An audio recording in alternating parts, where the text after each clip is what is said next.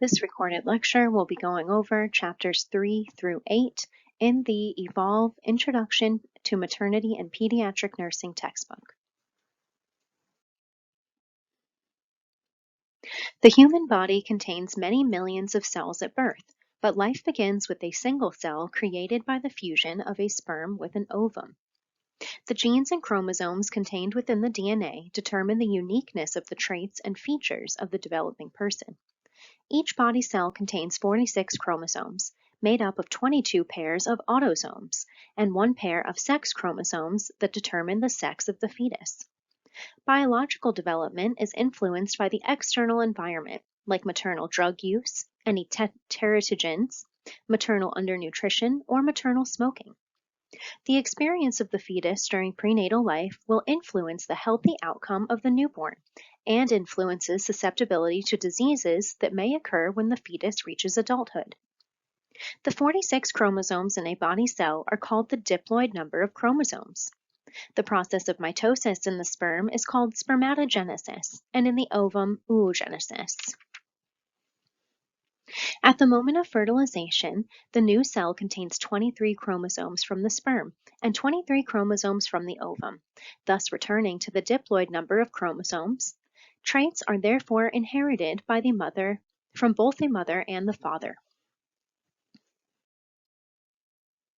Fertilization occurs when a sperm penetrates an ovum and unites with it, restoring the total number of chromosomes to 46. As soon as fertilization occurs, a chemical change in the membrane around the fertilized ovum prevents penetration by another sperm.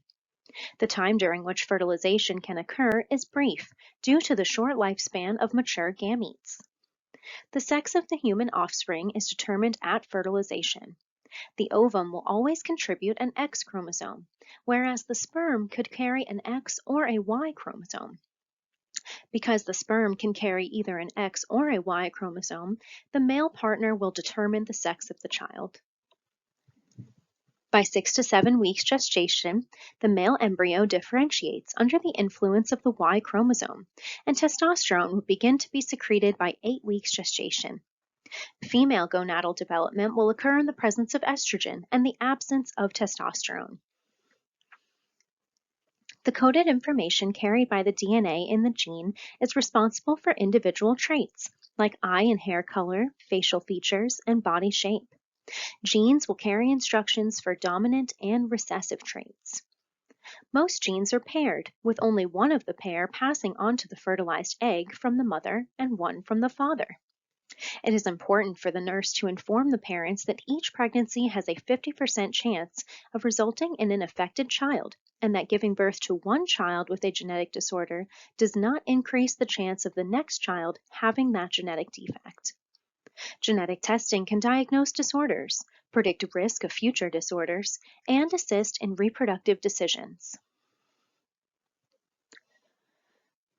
The zygote is the cell formed by the union of the sperm and the ovum, and it is transported through the fallopian tube and into the uterus.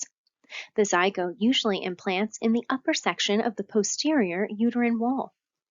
After implantation, the cells begin to differentiate and develop special functions. The chorion, amnion, yolk sac, and primary germ layers will appear. The chorion develops from the trophoblast, and it envelops the amnion, embryo, and yolk sac. It is a thick membrane with finger-like projections called villi on its outermost surface.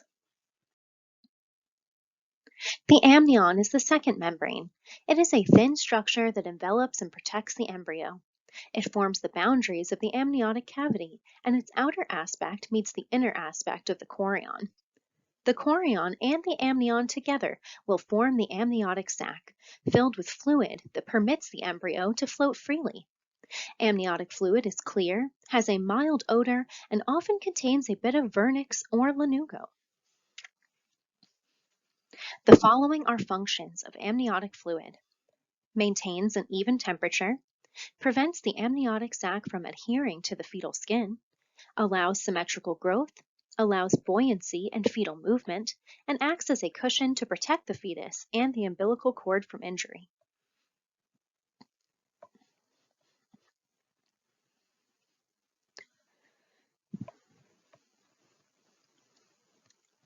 The yolk sac functions only during embryonic life and initiates the production of red blood cells. After implementation, the zygote in the blastocyst stage will transform its embryonic disc into three primary germ layers, known as the ectoderm, mesoderm, and endoderm. The specific body parts that develop from each of these layers are listed in box 3.1, and you can see that on page 38. Three basic stages characterize prenatal development: the zygote, embryo, and fetus. The period of development from 2 to 8 weeks is known as the embryonic stage. The developing infant is called an embryo. From the 9th week of development until birth, the developing infant is called a fetus. At the end of the first trimester, approximately 12 weeks, maternal fetal circulation is established. At this time, the placenta will attach to the uterine wall. By 20 weeks gestation, the lungs have matured functionally, enough for the fetus to survive outside of the uterus. This is known as the age of viability. However, special care in the neonatal intensive care unit would be required. The fetus is considered to be full term at 39 to 40 weeks gestation. The preparation of parents during pregnancy is vital to the development of a positive, nurturing relationship between the parents and the infant. The placenta, umbilical cord, and fetal circulation support the fetus as it completes prenatal life and prepares for birth. The placenta is a temporary organ for fetal respiration, nutrition, and excretion. It also functions as an endocrine gland. Stress, undernutrition, exposure to steroids during pregnancy, and chronic hypoxia could all cause a small placenta.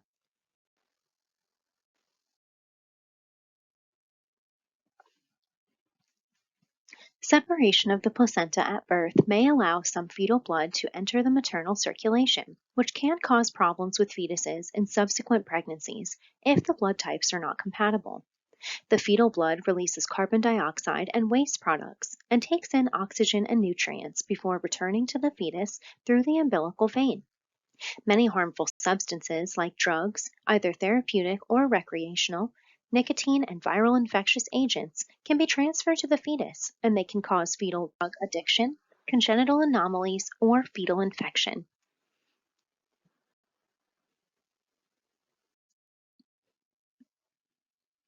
4 hormones are produced by the placenta: progesterone, estrogen, human chorionic gonadotropin, or HCG, and human placental lactogen, or HPL.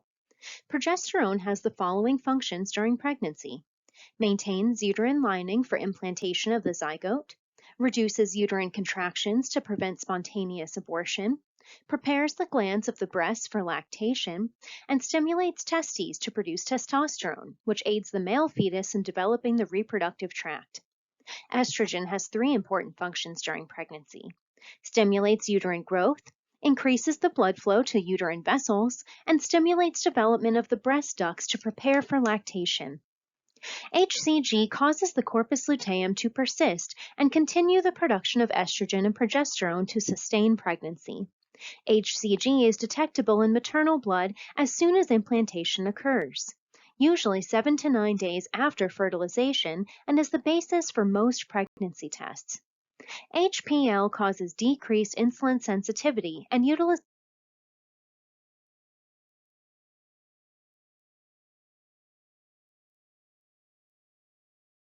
The umbilical cord develops with the placenta and fetal blood vessels and is the lifeline between the mother and the fetus. There are 3 fetal circulatory shunts. The ductus venosus diverts some blood away from the liver as it returns from the placenta. The foramen ovale diverts most blood from the right atrium directly to the left atrium rather than circulating it to the lungs. And the ductus arteriosus diverts most blood from the pulmonary artery into the aorta. Oxygenated blood enters the fetal body through the umbilical vein. After circulating through the fetal body, blood containing waste products is returned to the placenta through the umbilical arteries. Fetal shunts are not needed following birth after the infant breathes and blood is circulated to the lungs. The foramen ovale closes because pressure in the right side of the heart falls as the lungs become fully inflated, and there is now little resistance to blood flow. The ductus venosus closes when the flow from the umbilical cord stops. The foramen ovale closes functionally or temporarily within 2 hours after birth and permanently by age 3 months.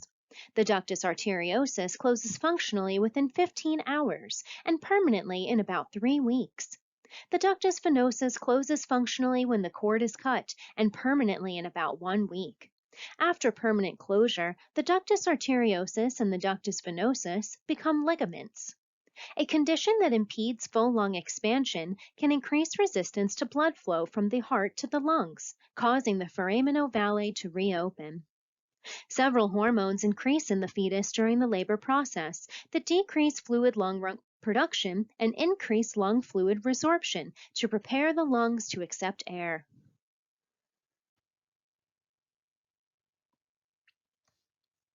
During the first 3 months of fetal life, the fetus is most susceptible to external influences, like undernutrition. Infants with intrauterine growth restriction may have a reduced number of cells in their organs and can be predisposed to the development of specific diseases later in life. It is also possible that in utero changes in vascular or renal structures or in hormonal systems resulting from in utero malnourishment can influence the development of hypertension later in life. Twins occur in 33.5 out of 1,000 pregnancies in the United States. When hormones are given to assist with ovulation, twinning and other multifetal births, such as triplets, quadruplets, and quintuplets, are more likely to occur. Monozygotic twins, often called identical twins, are genetically identical, of the same sex, and they look alike because they develop from a single fertilized ovum. Most monozygotic twins will begin to develop at the end of the first week after fertilization. Dizygotic twins, also known as fraternal twins, may or may not be of the same sex, and they develop from 2 different ova, fertilized by 2 separate sperm. Dizygotic twins always have 2 amnions, 2 chorions, and 2 placentas, although their chorions and placentas sometimes fuse. Dizygotic twin pregnancies will tend to repeat in families, and the incidence will increase with maternal age. Many twins or higher multiple births are born prematurely because the uterus becomes overly distended.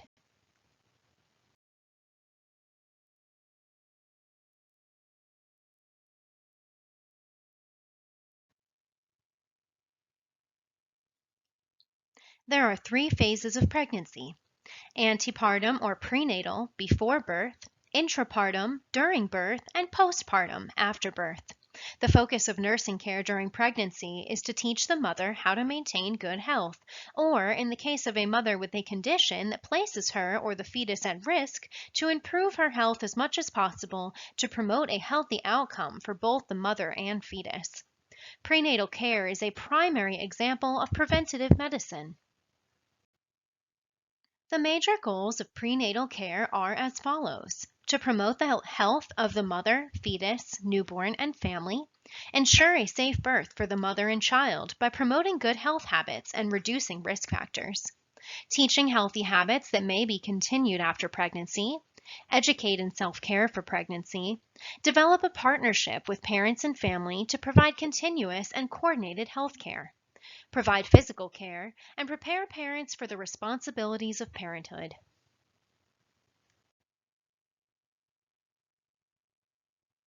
During pregnancy, maternal diet, exercise, smoking, stress, drugs, and environmental pollutants can affect the adult health of the developing fetus. Therefore, the current goal of prenatal care is no longer limited to the outcome of a healthy mother and newborn, but is expanded to the prevention of adult disease in the newborn infant. Preconception care involves a discussion of pregnancy and tension, access to care, use of multivitamins and folic acid, smoking, sexually transmitted infections, illicit drug use, and mental health issues. Optimal obstetric care includes the following: preconception care, prenatal care, intrapartum care, and postpartum care. Preconception care identifies risk factors that may be changed before conception to reduce their negative impact on the outcome of pregnancy. Some risk factors cannot be eliminated, like pre-existing diabetes, but preconception care helps the woman to begin pregnancy in the best possible state of health. A complete history and physical examination will help identify problems that may affect the woman or her fetus. A history should include the following: the obstetric history, including the number and outcomes of past pregnancies and any problems in the mother or infant. Menstrual history, including the usual frequency of menstrual cycles and duration of flow, as well as the first day of the last normal menstrual period, and any spotting since then. A contraceptive history, including the type used, whether an oral contraceptive was taken before the woman realized she might be pregnant, or whether an IUD is still in place. A medical and surgical history, a family history of the woman and her partner, a health history of the woman and her partner, and a psychosocial history of the woman and her partner.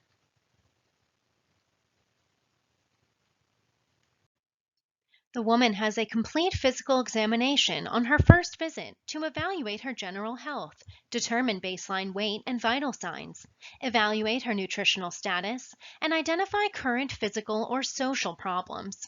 A pelvic examination will be performed to evaluate the size, adequacy, and condition of the pelvis and reproductive organs, and to assess for any signs of pregnancy.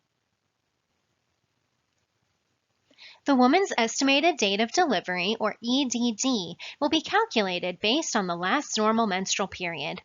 An assessment for risk factors that may affect the pregnancy is performed during the first visit and then updated at subsequent visits. Several routine laboratory tests are performed on the first or second prenatal visit. Several tests are done for all pregnant women, others are based on the presence of various risk factors. The 2011 American College of Obstetricians and Gynecologists guidelines recommend a vaginal and rectal swab be done to detect Group B streptococcus at 35 to 37 weeks gestation to protect the mother and infant from infection during labor and birth. The future direction of prenatal testing is to provide early, accurate, non-invasive screening tests. The recommended schedule for prenatal visits in an uncomplicated pregnancy is as follows. From conception to 28 weeks, a visit will occur every 4 weeks. From 29 to 36 weeks, a visit will occur every 2 to 3 weeks. And from 37 weeks to birth, it will be weekly.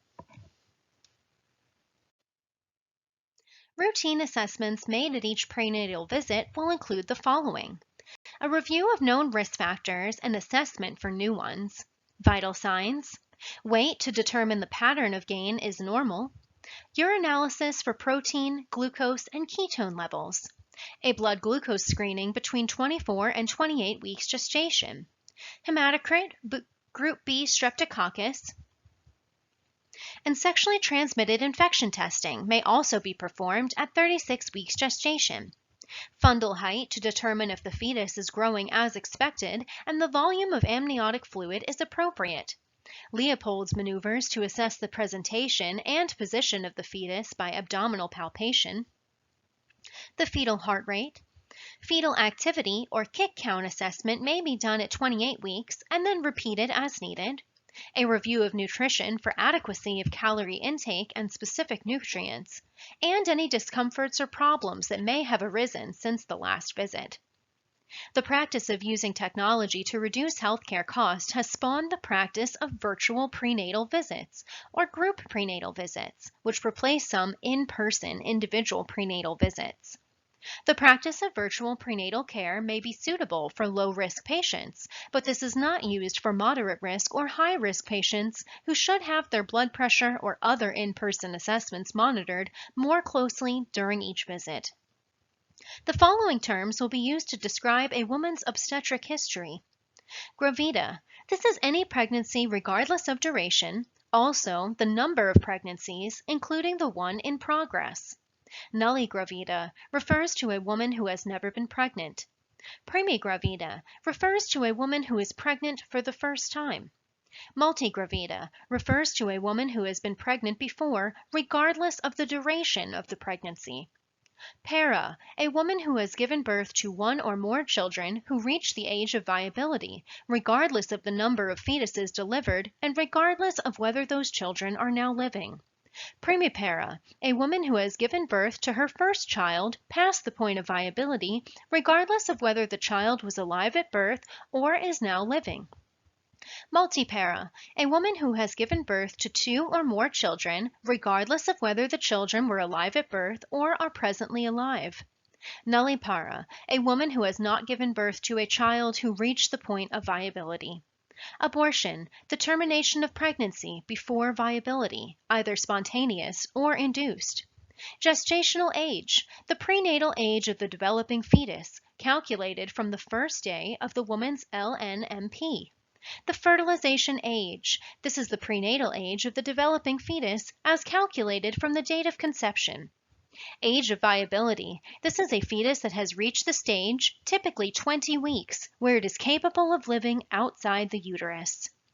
The TPOM system, which can be seen on page 51 in box 4.1, is a standardized way to describe the detailed outcomes of a woman's pregnancy on her prenatal record.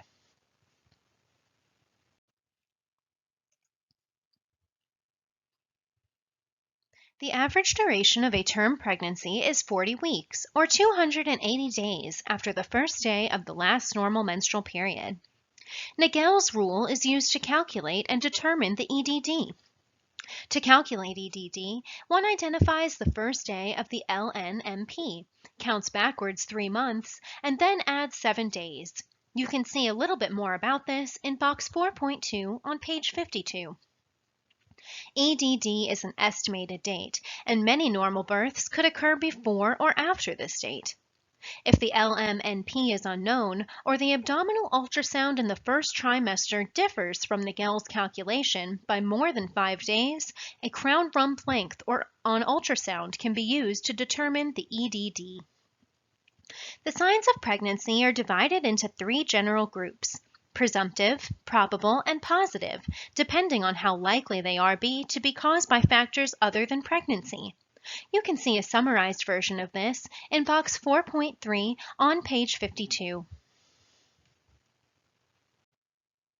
The presumptive indications of pregnancy are those from which a definite diagnosis of pregnancy cannot be made. By screening the woman for nausea and vomiting during prenatal visits, the nurse can offer interventions and supportive care that can increase the quality of the pregnancy experience. Common skin changes of pregnancy include increased pigmentation of the face, known as chloasma or the mask of pregnancy, changes in the breast and abdomen. Urinary frequency occurs in the first trimester until the uterus expands and becomes an abdominal organ in the second trimester. Causes of urinary disturbances other than pregnancy include UTIs and pelvic masses. Fatigue and drowsiness are early symptoms of pregnancy. Quickening is fetal movement felt by the mother and is typically first perceived at 16 to 20 weeks of gestation as a faint fluttering in the lower abdomen. This is an important event to record because it marks the approximate midpoint of the pregnancy and is another reference point to verify gestational age. The probable indications of pregnancy provide stronger evidence of pregnancy. However, these also may be caused by other conditions. Goodall's sign is the softening of the cervix and vagina caused by increased vascular congestion. Chadwick's sign is the purplish or bluish discoloration of the cervix, vagina, and vulva caused by increased vascular congestion. Heger's sign is a softening of the lower uterine segment. Because of this softening, it is easy to flex the body of the uterus against the cervix, and this is known as McDonald's sign. Braxton-Hicks contractions are irregular, painless uterine contractions that begin in the second trimester. They can become strong enough to be mistaken for true labor. Ballottement is a maneuver by which the fetal part is displaced by a light tap of the examining finger on the cervix, and then the part will rebound quickly. The fetal outline may be identified by palpation after the 24th week. Abdominal striae are fine pink, whitish, or purpley gray lines that some women will develop when the elastic tissue of the skin has been stretched to its capacity. Striae can be seen on the breasts, thighs, abdomen, and buttocks.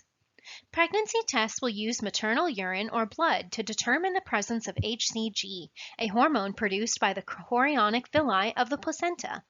Pregnancy tests of all types are probable indicators because several factors may interfere with their accuracy, including medications like anti-anxiety or anticonvulsant drugs, blood in the urine, malignant tumors, or premature menopause. Only a developing fetus causes positive signs of pregnancy. The fetal heart rate at term ranges between a low of 110 to 120 beats per minute and a high of 150 to 160 beats per minute. The rate is higher in early gestation and slows as term approaches. Uterine souffle is a soft flowing sound heard over the uterus during auscultation. The phonic souffle is a soft swishing sound heard as the blood passes through the umbilical cord vessels. Fetal movements can be seen with an ultrasound. Identification of the embryo or fetus by means of ultrasound photography of the gestational sac is possible at 4 to 5 weeks gestation with 100% reliability. The physiological changes in the body that occur during pregnancy involve every organ system in the body of the mother. Recent research has revealed that the microbiome, these are the normal microbes in the individual's own body, will play a role in maintaining pregnancy, preparation for labor, and establishing a microbiome that is passed on to the newborn. Hormones are essential to maintain pregnancy, and the dramatic increase in hormones during pregnancy affects all body systems. The most striking change in the endocrine system during pregnancy is the addition of the placenta as a temporary endocrine organ that produces large amounts of estrogen and progesterone to maintain the pregnancy. The uterus expands gradually during pregnancy by increasing both the number of myometrial cells during the first trimester and the size of the individual cells during the second and third trimesters. Soon after conception, the cervix changes in color and consistency. The mucus plug prevents the ascent of vaginal organisms into the uterus. The ovaries do not produce ova during pregnancy. The vaginal blood supply increases, causing the bluish color of Chadwick's sign. Vaginal secretions also increase. High levels of estrogen and progesterone will prepare the breast for lactation. The areola of the breast usually become deeply pigmented, and sebaceous glands in the nipples become prominent. In the last few months of pregnancy, a thin yellow fluid called colostrum may be expressed from the breast. Colostrum contains the mother's antibodies to diseases and is secreted for the first 2 to 3 days after birth in the breastfeeding woman. Oxygen consumption increases by 15% during pregnancy. Dyspnea can occur until the fetus descends into the pelvis, known as lightning, relieving the upward pressure on the diaphragm. Increased estrogen levels during pregnancy cause edema or swelling of the mucous membranes of the nose, mouth, pharynx, and trachea. The woman may have nasal stuffiness, epistaxis, or changes in her voice. The growing uterus displaces the heart upward and to the left. The blood volume gradually increases to about 45% greater than that of the pre-pregnant state by 32 to 34 weeks gestation, at which time it levels off or declines slightly. This increase provides added blood for the following purposes: the exchange of nutrients, oxygen, and waste products within the placenta, the needs of expanded maternal tissue, and reserve for blood loss at birth. Cardiac output increases because more blood is pumped from the heart with each contraction. The pulse rate increases by 10 to 15 beats per minute, and the basal metabolic rate may increase by 20% during pregnancy. A blood pressure of 140/90 millimeters of mercury or a significant elevation above the woman's baseline measurement will call for attention. Supine hypotension syndrome, also known as aortic cava compression or vena cava syndrome, may occur if the woman lies on her back. Symptoms of supine hypotension syndrome include faintness, lightheadedness, dizziness, and agitation. Displacing the uterus to one side by turning the patient, preferably to the left, is all that is needed to relieve this pressure. Palpitations may occur from increases in thoracic pressure, particularly if the woman moves suddenly. The fluid part of the blood increases more than the erythrocyte component. This will lead to a dilutional anemia or pseudoanemia. There are increased levels of clotting factors 7, 8, and 10, and plasma fibrinogen during the second and third trimesters of pregnancy. This hypercoagulability state helps prevent excessive bleeding after delivery when the placenta separates from the uterine wall. The growing uterus displaces the stomach and intestines towards the back and sides of the abdomen. The demands of the growing fetus increase the woman's appetite and thirst. The acidity of gastric secretions is decreased, and emptying of the stomach and motility of the intestines are slower. Glucose metabolism is altered due to the increased insulin resistance during pregnancy. The urinary system excretes waste products for both the mother and the fetus during pregnancy. The glomerular filtration rate of the kidneys increases. Glycosuria and proteinuria are more common during pregnancy. The combination of urine stasis and nutrient-rich urine makes the pregnant woman more susceptible to UTI. The increased glomerular filtration rate in the kidneys increases sodium filtration by 50%, but the increase in the tubular resorption rate results in 99% reabsorption of the sodium.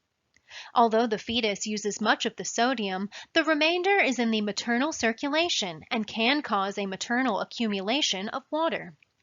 The sweat and sebaceous glands of the skin become more active to dissipate heat from the woman and fetus. Spider nevi may occur. Most skin changes will be reversed shortly after giving birth.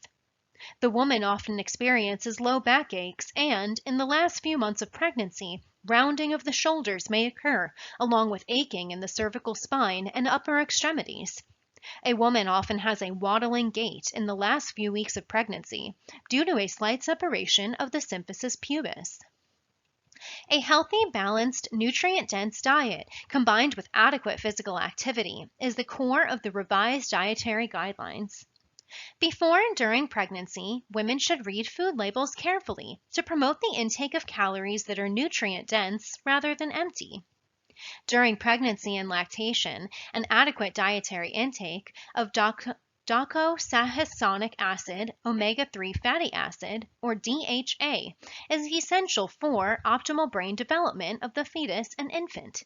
Dietary sources are preferred, and 2 to 3 servings per week are recommended. Future nutrient recommendations will be expressed as dietary reference intakes. Current RDAs and RDIs of nutrients for various age groups, including those for pregnant and lactating women, can be found on the Evolve website or in a nutrition textbook. Evidence shows that low maternal weight gain is associated with complications like preterm labor, and recommendations for weight gain during pregnancy have gradually increased. Guidelines for weight gain during pregnancy are based on the woman's pre-pregnant weight and BMI. The pattern of weight gain is also important. The general recommendation is that women gain up to 4.4 pounds during the first trimester and approximately 1 pound per week during the rest of pregnancy. The nurse can use the distribution of weight gain during pregnancy, which is shown on Table 4.4 on page 63, to teach women about all of the factors contributing to their weight gain. A calorie increase of about 340 calories per day in the second trimester and 450 calories per day in the third trimester is recommended to provide for the growth of the fetus, placenta, amniotic fluid, and maternal tissues. Caloric intake must be nutritious to have beneficial effects on pregnancy. 4 nutrients are especially important in pregnancy: protein, calcium, iron, and folic acid. Added protein is needed for metabolism and to support the growth and repair of maternal and fetal tissues. The best sources of protein are meat, fish, poultry, and dairy products. Fish containing high mercury levels, like albacore tuna and mackerel, should be eaten with caution. Raw meat and raw eggs can be contaminated and should be avoided during pregnancy and lactation. Pregnancy and lactation increase calcium requirements by nearly 50%. Dairy products are the most plentiful source of this nutrient. Pregnancy causes a heavy demand for iron because the fetus must store an adequate supply to meet the needs in the first 3 to 6 months after birth. It is difficult to obtain this much iron from the diet alone, and most healthcare providers prescribe iron supplements of 27 milligrams per day, beginning in the second trimester, after morning sickness decreases. Iron comes in two forms: heme, which can be found in red and organ meats, and non-heme, which can be found in plant products. The body absorbs heme iron best. Although adequate intake of vitamins is essential during pregnancy, and supplements in the form of prenatal vitamins are routinely prescribed, excess intake of some vitamins can result in problems.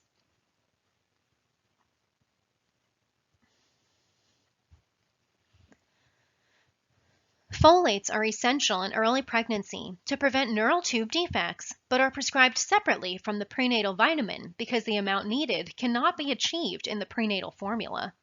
Women should be referred for guidance from a registered dietitian. If they have multiple gestations, an eating disorder, or a restricted diet like vegan or vegetarian, it is not possible to obtain adequate vitamin D intake from prenatal vitamins. Folic acid is a water-soluble B vitamin, essential for the formation and maturation of both red and white blood cells in bone marrow. Food sources of folic acid includes liver, lean beef, kidney and lima beans, dried beans, potatoes, whole wheat bread, peanuts, and fresh dark green leafy vegetables. The pregnant woman should drink 8 to 10 8-ounce glasses of fluid each day, most of which should be water. Caffeinated drinks and drinks high in sugar should be limited. Sodium intake is essential for maintaining normal sodium levels in plasma, bone, brain, and muscle because both tissue and fluid will expand during the prenatal period. Diuretics to rid the body of excess fluids are not recommended for healthy pregnant women because they reduce the fluids necessary for the fetus. An adolescent who conceives soon after having her first period has greater nutritional needs than a woman who is more sexually mature. Inadequate weight gain and nutrient deficits are more likely to occur in a pregnant adolescent. The younger and smaller adolescent may need an additional 200 kilocalories per day, in addition to the recommended increase of about 300 kilocalories per day for a normal pregnancy to meet her own growth needs and those of the developing fetus. Women who follow vegetarian or vegan diets should focus on protein-rich foods like soy milk, tofu, tempeh, and beans, and they should supplement their diet with prenatal vitamins to meet the dietary needs of pregnancy. A registered dietitian should be consulted. Pica refers to the craving for and ingestion of non-food substances like clay, starch, raw flour, and cracked ice. The nurse should educate the pregnant woman in a non-judgmental way about the importance of good nutrition so the pica habit can be eliminated or at least decreased. Some women cannot digest milk or milk products, which increases the risk for calcium deficiency. Signs and symptoms of lactose intolerance include abdominal distension, flatulence, nausea, vomiting, and loose stools after the ingestion of dairy products. People of varied cultures believe that specific foods include a dominant trait that affects the humoral balance in the body when ingested. Gestational diabetes mellitus is first diagnosed during pregnancy, in contrast to diabetes that is present before pregnancy. Pregnant diabetic women are susceptible to hypoglycemia during the night because the fetus continues to use glucose while the mother sleeps. It is suggested that the final bedtime snack be one of protein and a complex carbohydrate to provide more blood glucose stability. The caloric intake during lactation should be about 500 calories more than the non-pregnant woman's RDA. Vitamin supplements are often continued during lactation. Some foods should be omitted during lactation if they cause gastric upset in the mother or child. Caffeine should be restricted to the equivalent of 2 cups of coffee each day. Vigorous exercise should be avoided. The maternal cardiac status and fetal-placental reserve should be the basis for determining exercise levels during all trimesters of pregnancy. Activities to avoid include skydiving, horseback riding, skiing, and scuba diving. A history of the exercise practices of the patient is important.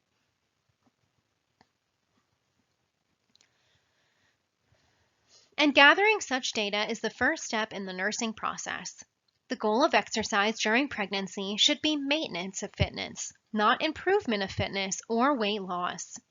Maternal body temperature should not exceed 100.4 degrees Fahrenheit, which rules out the use of hot tubs and saunas during pregnancy. Monitoring the body temperature in addition to the exercise intensity is essential. Pregnancy increases the workload of the heart. The increase in peripheral pooling during pregnancy results in a decrease in cardiac output reserves for exercise. Strenuous and prolonged exercise causes blood flow to be distributed to the skeletal muscles and skin and away from the viscera, uterus, and placenta. Moderate exercise is preferred for pregnant women as opposed to strenuous or prolonged exercise.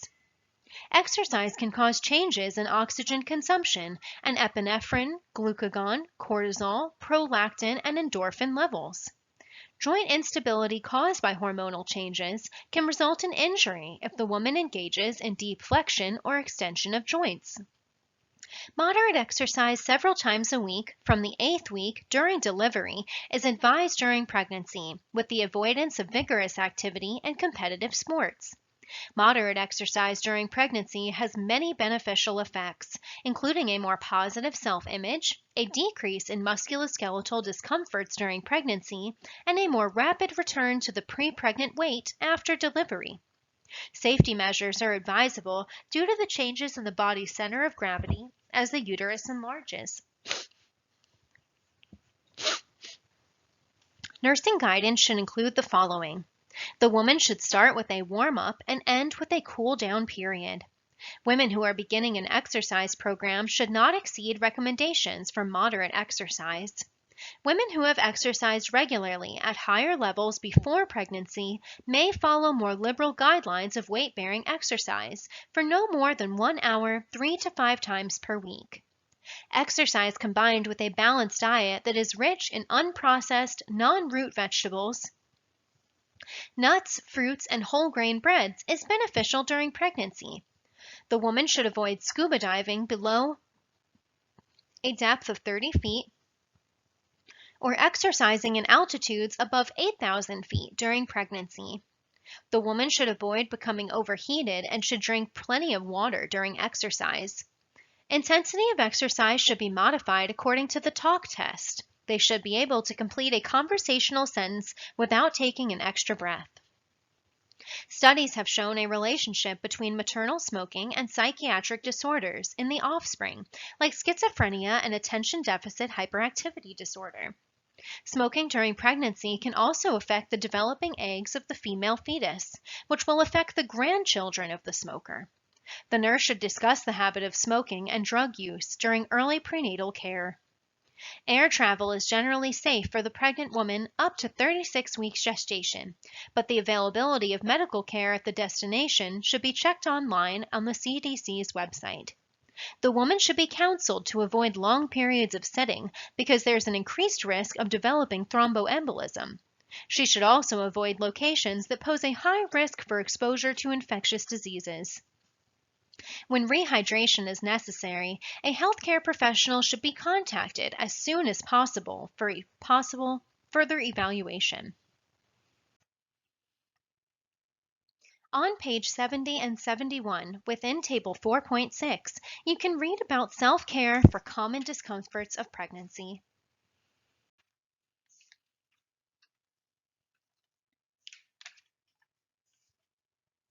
Pregnancy creates a variety of confusing feelings for all members of the family, whether or not the pregnancy was planned. The nurse who provides prenatal care helps families to work through this phase in their lives.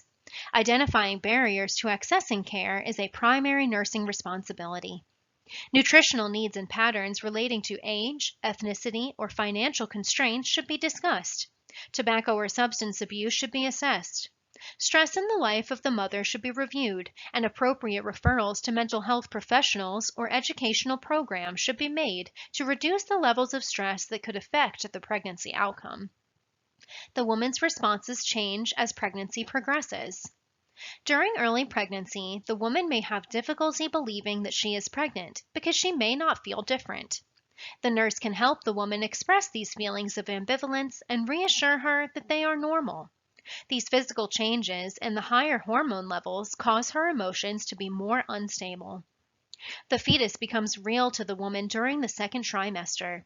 She feels fetal movement, and this is a powerful aid in helping her to distinguish the fetus as a separate person from herself. The nurse can take advantage of her heightened interest in healthful living to teach good nutrition and other habits that can benefit the woman and her family long after the child is born. The woman tries on the role of mother by learning what infants are like. The body changes resulting from pregnancy become evident during the second trimester. In the third trimester, as her body changes even more dramatically, a woman alternates between feeling absolutely beautiful and productive and feeling as big as a house and totally unloved by her partner.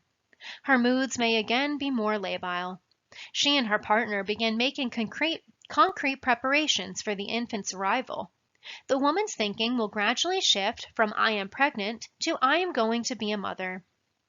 The minor discomforts of pregnancy become tiresome during the last weeks before delivery, and the woman may feel that the pregnancy will never end. Responses of fathers will vary widely. Cultural values influence the role of fathers, as pregnancy and birth are viewed exclusively as women's work in some cultures. Pregnancy is considered the beginning of a separate developmental stage called the growth and development of a parent. For fathers, the announcement phase will begin when pregnancy is confirmed. Acceptance of the pregnancy results in strengthening of the family support system and expansion of the social network. The second phase of the father's response is the adjustment phase. The father may revise financial plans, become involved in planning the child's room or furniture, and actively listen to the fetal heartbeat and feel fetal movement. The third phase of the father's response is the focus phase, where active plans for participation in the labor process, birth, and change in lifestyle result in the partner feeling like a father. Documenting the health history of the father is important because health problems like genetic disorders or chronic illnesses and lifestyle practices like drug abuse or tobacco use can adversely affect the health of the mother and infant. Pregnant adolescents are fraught with conflict about how to handle an unplanned pregnancy. There may be financial problems, shame, guilt, relationship problems with the infant's father, and feelings of low self-esteem. A critical variable is the girl's age. The nurse must anticipate resistive behavior, ambivalence, and inconsistency in the adolescent. The pregnant adolescent must cope with two of life's most stress-laden transitions simultaneously: adolescence and parenthood. Women who become pregnant for the first time after the age of 35 are described as elderly primiparas, or being of advanced maternal age, because they are at a later stage in their childbearing cycle, and they may face special problems during pregnancy and labor. Concerns of the older parent relate to age and energy level as the child grows, confronting the issues of their own mortality and child care requirements.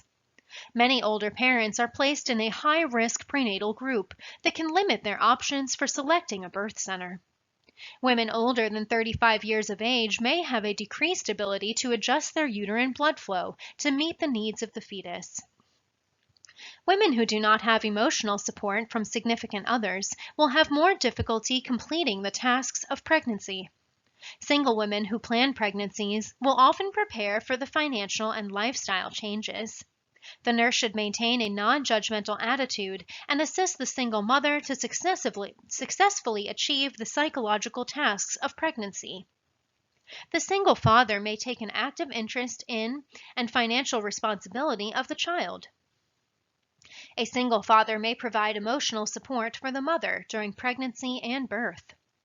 Prospective grandparents will have different reactions to a woman's pregnancy as well. The first grandchild often causes the most excitement in grandparents. Distance from the younger family will dictate to the degree of involvement for some. If grandparents and the expectant couple have similar views of their roles, little conflict is likely.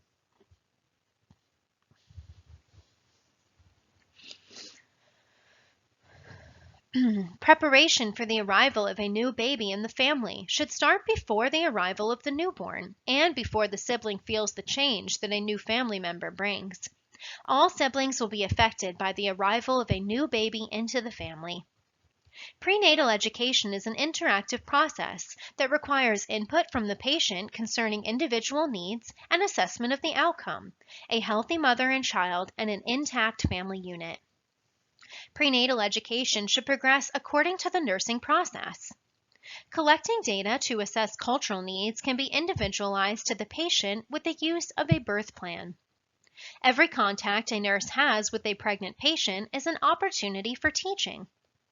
The physiological changes in pregnancy affect the metabolism of medications administered to the mother. Subtherapeutic drug levels may occur due to the increased plasma volume, cardiac output, and glomerular filtration that occur during pregnancy. A decreased gastric emptying time during pregnancy changes absorption of drugs and can delay onset of action. Drugs can cross the placenta and have an impact on fetal development, especially in the first trimester, and have increased absorption levels in the developing fetus in the third trimester. Drugs can pass into breast milk by diffusion and can be ingested by the neonate during breastfeeding. All women of childbearing age should be counseled about the risk of ingesting drugs during pregnancy and lactation. Pregnancy risk categories allow for some assessment of risk to the fetus when a drug is prescribed to a pregnant woman. You can see these levels on page 78 within box 4.5.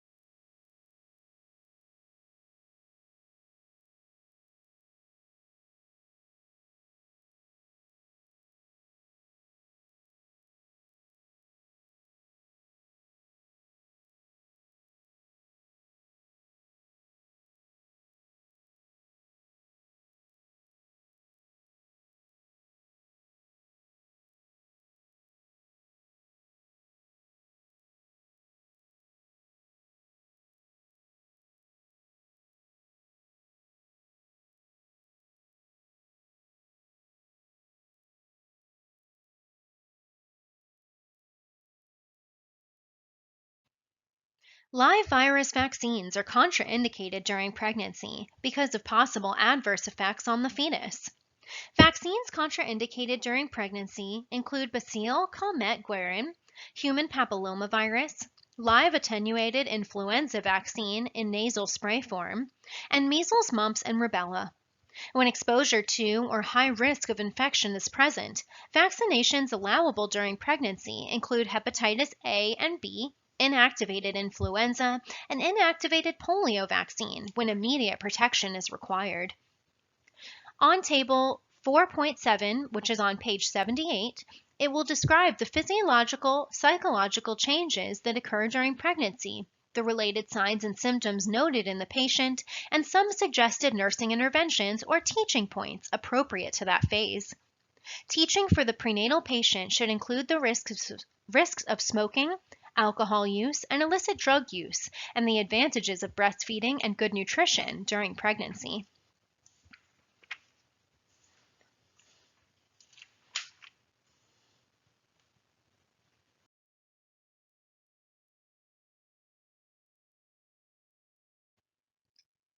Many problems can be anticipated in the course of prenatal care and thus prevented or made less severe. Women who have no prenatal care or begin care late in pregnancy may have complications that are severe because the problems were not identified early.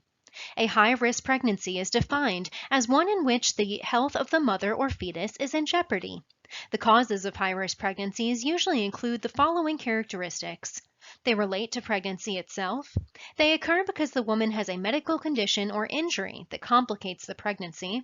They result from environmental hazards that affect the mother or her fetus, and they arise from maternal behaviors or lifestyles that have a negative effect on the mother or fetus. Early and consistent assessment for risk factors during prenatal visits is essential for a positive outcome for the mother and fetus.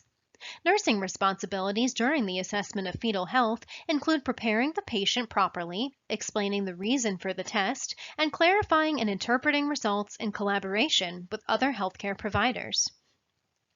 On page 85 within Table 5.1, you can read some more about fetal diagnostic tests. On page 88 in the blue patient teaching box, you can read about some danger signs in pregnancy. The woman with hyperemesis gravidarum has excessive nausea and vomiting that can significantly interfere with her food intake and fluid balance. Fetal growth may be restricted, resulting in a low birth weight infant. Hyperemesis gravidarum differs from morning sickness of pregnancy in one or more of the following ways. Persistent nausea and vomiting, often with a complete inability to retain food and liquids. Significant weight loss. Dehydration as evidenced by a dry tongue and mucous membranes, decreased skin turgor, scant and concentrated urine, and a high serum hematocrit level. Electrolyte and acid-base imbalances, ketonuria, and psychological factors like unusual stress, emotional immaturity, passivity, or ambivalence about the pregnancy. The medical treatment for hyperemesis gravidarum is to correct dehydration and electrolyte or acid-base imbalances with oral or IV fluids. Antiemetic drugs like diclegis at bedtime, transdermal clonidine, and oral ondansetron may be prescribed for more severe symptoms in the outpatient setting. The condition is self-limiting in most women, although it is quite distressing to the woman and her family. Nursing care focuses on patient teaching because most care occurs in the home. The woman should be taught how to reduce factors that trigger nausea and vomiting. Frequent small amounts of food and fluid will keep the stomach from becoming too full, which can trigger vomiting. The emesis basin is kept out of sight so that it is not a visual reminder of vomiting. Stress may contribute to hyperemesis gravidarum. Stress may also result from this complication. The nurse should provide support by listening to the woman's feelings about pregnancy, child rearing, and living with constant nausea. Bleeding disorders of early pregnancy. Maternal blood loss will decrease the oxygen carrying capacity of the blood, resulting in fetal hypoxia and placing the fetus at risk. Abortion is the spontaneous or intentional termination of a pregnancy before the age of viability.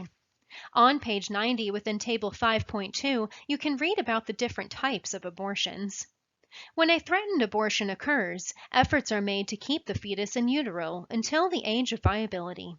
In recurrent pregnancy loss, causes are investigated. These can include genetic, immunological, anatomical, endocrine, or infectious factors. Cerclage, or suturing of an incompetent cervix that opens when the growing fetus presses against it, is successful in most cases. Termination of pregnancy after 20 weeks gestation is called preterm labor. In all cases of pregnancy loss, counseling of the parents is essential. Even when the mother elects to terminate the pregnancy, there are emotional responses that should be recognized and addressed. The nurse documents the amount and character of bleeding and saves anything that looks like clots or tissue for evaluation by a pathologist. A pad count and estimate of how saturated each is will document blood loss most accurately. On page 91 within Table 5.3, you can read about some procedures used in early pregnancy termination. The nurse should check the hospitalized woman's bleeding and vital signs to identify hypovolemic shock resulting from blood loss. After vacuum aspiration or curettage, the amount of vaginal bleeding is observed. Blood pressure, pulse, and respirations are checked every 15 minutes for 1 hour, then every 30 minutes until discharge from the post-anesthesia care unit. Most women are discharged directly from the recovery unit to their home after curettage. Guidelines for self-care at home will include the following. Report any increased bleeding and do not use tampons. Take temperature every 8 hours for 3 days and report signs of infection. Take an oral iron supplement if prescribed. Resume sexual activity as recommended by the healthcare provider. Return to the healthcare provider at the recommended time for checkup and contraception information. Pregnancy can occur before the first menstrual period returns after the abortion procedure.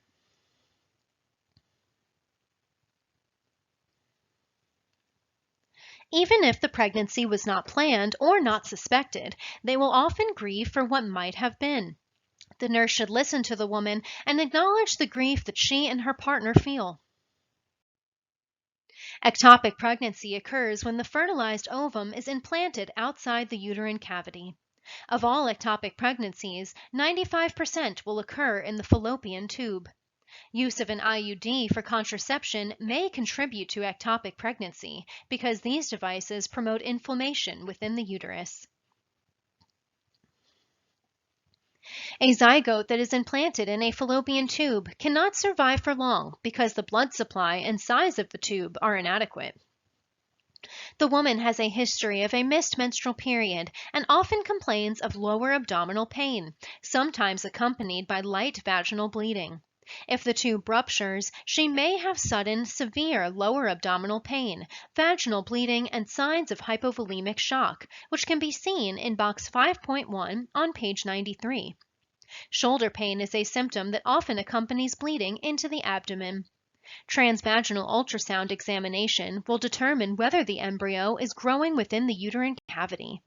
The physician attempts to preserve the tube if the woman wants other children, but this is not always possible. The priority medical treatment is to control blood loss. Depending on the gestation and the amount of damage to the fallopian tube, one of the following 3 courses of treatment is chosen. No action is taken if the woman's body is resorbing the pregnancy. Medical therapy with methotrexate inhibits cell division in the embryo and allows it to be resorbed. Surgery to remove the products of conception from the tube is performed if damage is minimal. Severe damage may require removal of the entire tube and occasionally the uterus. Nursing care includes observing for hypovolemic shock, as in spontaneous abortion. Vaginal bleeding is assessed, although most lost blood will remain in the abdomen. If the woman has surgery, pre-op and post-operative care is similar to that for other abdominal surgeries. In addition to physical pre-op and post-operative care, the nurse provides emotional support because the woman and her family may experience grieving similar to that accompanying a spontaneous abortion. Hydatiform mole occurs when the chorionic villi increase abnormally and develop vesicles that resemble tiny grapes. Hydatiform mole may result in hemorrhage, clotting abnormalities, hypertension, and a possibility of later development of cancer. Signs associated with hydatiform mole may appear early in pregnancy and can include the following. Bleeding, which can range from spotting to profuse hemorrhage and may be brown in color. Cramping may be present. Rapid uterine growth and a uterine size that is larger than expected for the gestation. Failure to detect fetal heart activity. Signs of hyperemesis gravidarum. Unusual early development of gestational hypertension. A higher than expected level of HCG, and a distinctive snowstorm pattern on the ultrasound, but no evidence of a developing fetus in the uterus. Transvaginal ultrasound will verify the diagnosis. The uterus will be evacuated by vacuum aspiration and dilation and evacuation. The level of HCG will be tested and retested until it is undetectable, and the levels will be followed for at least a year. The woman should delay conceiving until follow-up care is complete because a new pregnancy would confuse tests for HCG. The nurse observes for bleeding and shock. Care is similar to that given in spontaneous abortion and ectopic pregnancy. The need to delay another pregnancy may be a concern if the woman is nearing the end of her reproductive life and wants a child. Therefore, the need for follow-up examinations should be reinforced. Placenta previa or abrupto can cause bleeding in late pregnancy. A comparison can be seen on page 94 within Table 5.4. Placenta previa occurs when the placenta develops in the lower part of the uterus rather than the upper part. There are 3 degrees of placenta previa depending on the location of the placenta in relation to the cervix. These are marginal, partial, and total. The low-lying placenta may be discovered during a routine ultrasound examination in early pregnancy. Painless vaginal bleeding, usually bright red, is the main characteristic of placenta previa. The fetus is in an abnormal presentation because the placenta occupies the lower uterus, which often prevents the fetus from assuming the normal head-down presentation. The fetus or neonate may have anemia or hypovolemic shock because some of the blood lost may be fetal blood. A woman with placenta previa is more likely than others to experience an infection or hemorrhage after birth for the following reasons. Infection is more likely to occur because vaginal organisms can easily reach the placental site. Postpartum hemorrhage may occur because the lower segment of the uterus, where the placenta was attached, has fewer muscle fibers than the upper uterus. Medical care will depend on the length of gestation and the amount of bleeding. Delivery will be done if bleeding is sufficient to jeopardize the mother or fetus, regardless of gestational age. If bleeding is extensive or the gestation is near term, a C-section will be performed for partial or total placenta previa. The priorities of nursing care include monitoring the fetal heart and the character of contractions. Documenting and reporting vaginal blood loss and signs and symptoms of shock are important. Vital signs should be taken every 15 minutes if the woman is actively bleeding, and oxygen often given to increase the amount of delivery to the fetus. An abruptio placentae is the premature separation of a placenta that is normally implanted. Predisposing factors would include hypertension, cocaine, cigarette smoking, and poor nutrition, blows to the abdomen, previous history of abrupto placentae, and folate deficiency. Abrupto placentae may be partial or total. It could be marginal or central. Bleeding accompanied by abdominal or lower back pain is the typical characteristic of abrupto placentae. The woman's uterus is tender and unusually firm because blood is leaking into its muscle fibers. As in placenta previa, some of the blood lost may be fetal, and the fetus or neonate may have anemia or hypovolemic shock. DIC is a complex disorder that may complicate abruptio placentae. The large blood clot that forms behind the placenta consumes clotting factors, leaving the rest of the mother's body deficient in these factors. Postpartum hemorrhage may also occur because the injured uterine muscle does not contract effectively to control blood loss. Infection is more likely to occur because the damaged tissue is susceptible to microbial invasion. The treatment of choice, immediate cesarean delivery, is performed because the risk for maternal shock, clotting disorders, and fetal death. Preparation for C-section and close monitoring of vital signs and fetal heart rate are essential. Rapid increase in the size of the uterus suggests that blood is accumulating within it. The fetus will sometimes die before delivery. Hypertension may exist before pregnancy. This is known as chronic hypertension. When hypertension develops as a complication during pregnancy, it is known as gestational hypertension.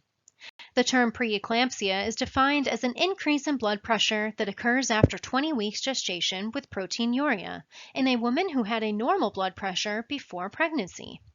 Symptoms of mild preeclampsia include a systolic blood pressure greater than 140 but less than 160, diastolic blood pressure greater than 90 but less than 110. Blood pressure readings should be assessed on several visits between 1 and 7 days apart.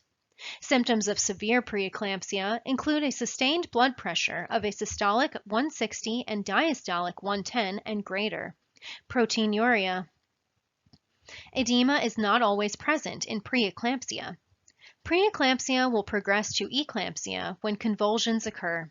Convulsions as the result of eclampsia can occur antepartum, intrapartum, or postpartum.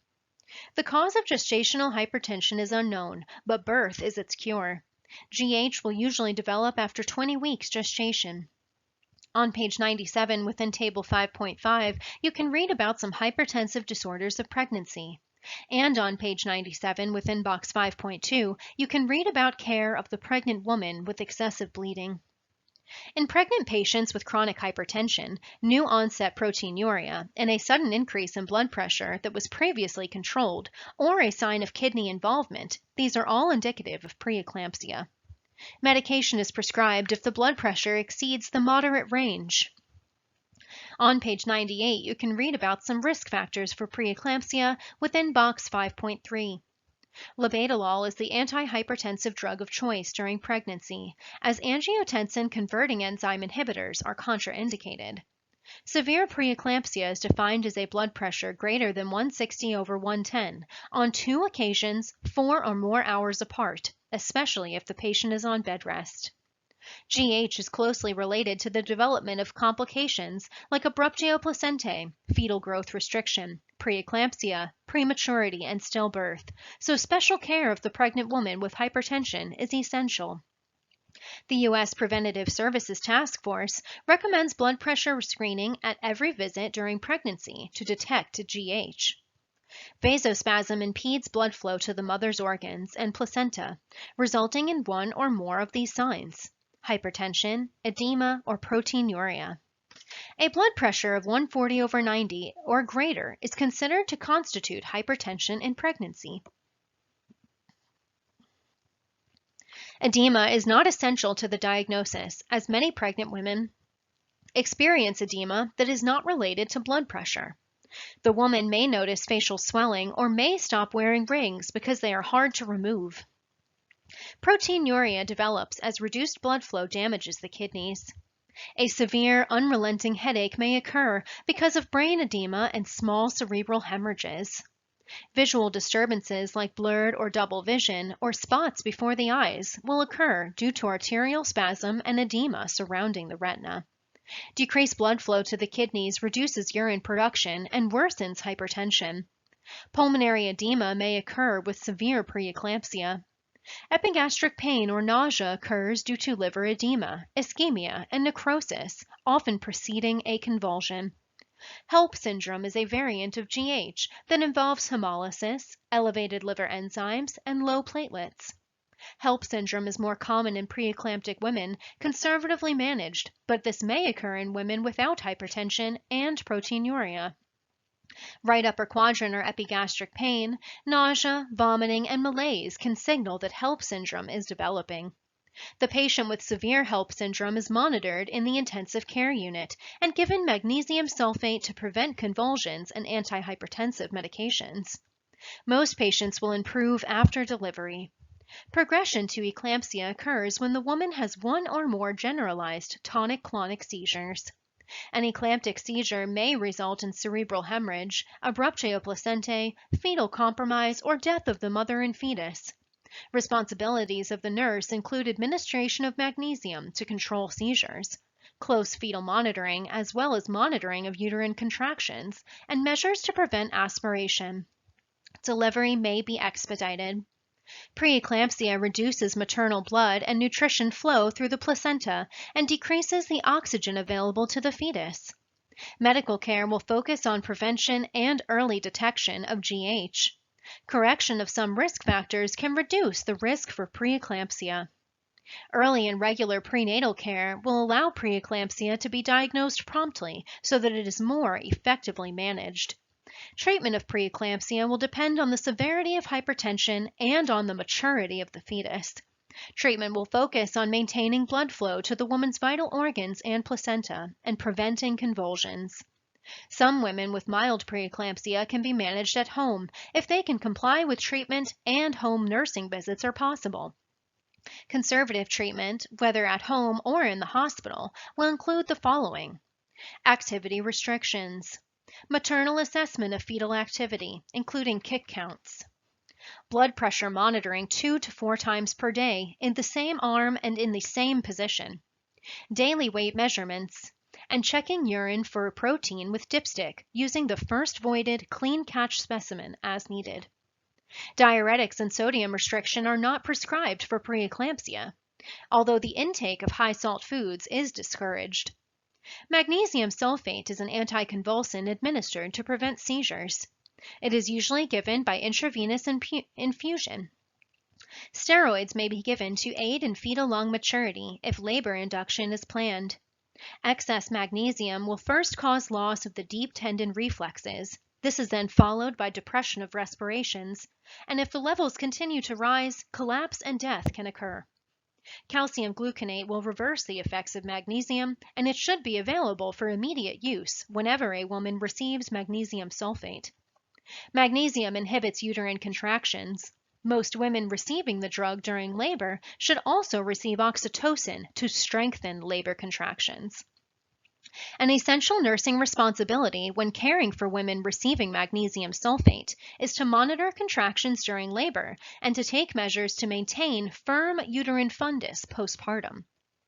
Antihypertensive drugs are used to reduce blood pressure when it reaches a level that may cause intracranial bleeding, typically greater than 160/110. The goal of antihypertensive therapy is a gradual reduction of blood pressure to normal levels. Hydralazine and labetalol are the drugs most often used. Nursing care will focus on assisting the woman to obtain prenatal care, helping them cope with therapy, caring for acutely ill women, and administering medications. Activity will divert blood from the placenta, reducing the infant's oxygen supply, so the nurse must impress on the woman how important rest is to her child's well-being. A quiet, low-light environment will reduce the risk of seizures. The woman should remain on bed rest on her side, often the left side, to promote maximum fetal oxygenation. If a seizure occurs, the nursing focus is to prevent injury and restore oxygenation to the mother and fetus. The nurse does not forcibly hold the woman's body, but instead protects her from injury caused by striking hard surfaces. Breathing can stop during a seizure, so an oral airway inserted after the seizure can facilitate breathing and suctioning of secretions. Close monitoring for 48 hours after delivery is essential. Diuretics can decrease milk production and are generally not administered.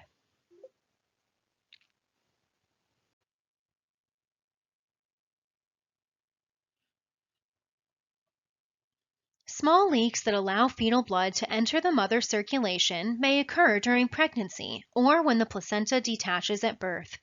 No problem occurs if maternal and fetal blood types are compatible. However, if maternal and fetal blood factors differ, the mother's body will produce antibodies to destroy the foreign fetal red blood cells or erythrocytes. Rh incompatibility between the woman and fetus can occur only if the woman is Rh negative and the fetus is Rh positive. If fetal Rh positive blood leaks into the Rh negative mother's blood circulation, her body may respond by making antibodies to destroy the Rh positive erythrocytes. This process is called isoimmunization. Because this leakage usually occurs at birth, the first Rh positive child is rarely seriously affected. Antibodies against Rh positive blood will cross the placenta and destroy the fetal Rh positive erythrocytes before the infant is born. The woman has no obvious effects if her body produces anti-Rh antibodies. When these maternal anti-Rh antibodies cross the placenta and destroy fetal erythrocytes, erythroblastosis fetalis results. Primary management to prevent the manufacture of anti-Rh antibodies is by giving RO immune globulin or ROGAM to the Rh negative woman at 28 weeks gestation and within 72 hours after birth of an Rh positive infant or abortion. The woman who is sensitized to destroy Rh positive blood cells is carefully monitored during pregnancy to determine if too many fetal erythrocytes are being destroyed. An intrauterine transfusion may be performed for the severely anemic fetus. The Rh factor should be documented on the chart, and the healthcare provider should be notified if the woman is Rh negative. Diabetes mellitus can be classified according to whether it preceded pregnancy or had its onset during pregnancy. Gestational diabetes mellitus is glucose intolerance with the onset during pregnancy. Pregnancy affects a woman's metabolism, whether or not she has diabetes. This is to make ample glucose available to the growing fetus. Hormones, an enzyme, insulinase that's produced by the placenta, and increased prolactin levels will have two effects: an increased resistance of cells to insulin and an increased speed of insulin breakdown. Most women will respond to these changes by secreting extra insulin to maintain normal carbohydrate metabolism while still providing plenty of glucose for the fetus. Women who are diabetic before pregnancy must alter the management of their condition. Women who have diabetes mellitus before pregnancy have a greater risk of having a newborn with a congenital anomaly than a woman who develops GDM, which usually manifests after the first trimester. On page 103, in box 5.4, you can read about the effects of diabetes mellitus in pregnancy. GDM is common and resolves quickly after birth. However, many women who develop GDM develop overt type 2 diabetes mellitus later in life. The following factors in a woman's history are high risk for GDM: maternal obesity, a large infant, maternal age older than 25 years, previous unexplained stillbirth or infant having congenital abnormalities, a history of GDM in a previous pregnancy, a family history of diabetes mellitus, and a fasting glucose of more than 126 milligrams per deciliter or post-meal glucose more than 200 milligrams per deciliter. Medical therapy during pregnancy includes identification of GDM, diet modifications, monitoring of blood glucose levels, insulin, exercise, and selected fetal assessments throughout pregnancy. A prenatal screening test to identify GDM is routinely performed between 24 and 28 weeks gestation, but it may be done earlier if risk factors are present. In the prenatal screening test for GDM, the woman will drink 50 grams of an oral glucose solution. Then a blood sample will be taken 1 hour later and is analyzed for glucose. If the blood glucose level is 130 to 140 milligrams per deciliter or higher, a more complex 3-hour glucose tolerance test will be done. 2 abnormal 3-hour glucose tolerance tests are diagnostic for GDM. The woman will be counseled to avoid single, large meals with high amounts of simple carbohydrates. Foods that release glucose slowly are preferred to avoid rapid changes in blood glucose. If the woman's body mass index is between 22 and 27, the daily caloric intake should be between 30 to 35 kilocalories per kilogram of the normal weight. To ensure a successful pregnancy, the woman must keep her blood glucose levels as close to normal as possible and be taught the signs of both hypoglycemia and hyperglycemia. These signs and symptoms can be summarized in Table 5.7 on page 104. The pregnant diabetic woman will monitor her blood glucose levels several times a day, as directed by her healthcare provider. If the woman's carbohydrate intake is insufficient, she may metabolize fat and protein to produce glucose, resulting in ketonuria. Ketoacidosis can be rapidly fatal to the fetus. Ketoacidosis can be rapidly fatal to the fetus. Oral hypoglycemic drugs can successfully treat GDM. Glyburide and metformin are both oral agents that require supplemental injectable insulin to maintain adequate glucose control. However, injectable insulin is the preferred drug to lower blood glucose levels during pregnancy. GDM may be controlled by diet and exercise alone, or the woman may require insulin injections. The insulin regimen of a diabetic woman is different during pregnancy than in the non-pregnant state. Glargine insulin is not recommended for use during pregnancy because of variations in the basal insulin needs during pregnancy. The healthcare provider should prescribe the level of exercise and blood glucose levels should be monitored closely. In GDM, however, exercise can help control the blood glucose levels, and diet and exercise can minimize the need for insulin. The woman with GDM should be counseled that exercise after meals is preferred because glucose levels are higher at that time.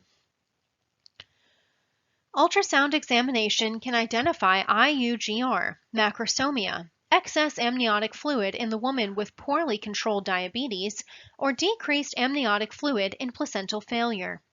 The non-stress test, contraction stress test, and biophysical profile provide information about how the placenta is functioning.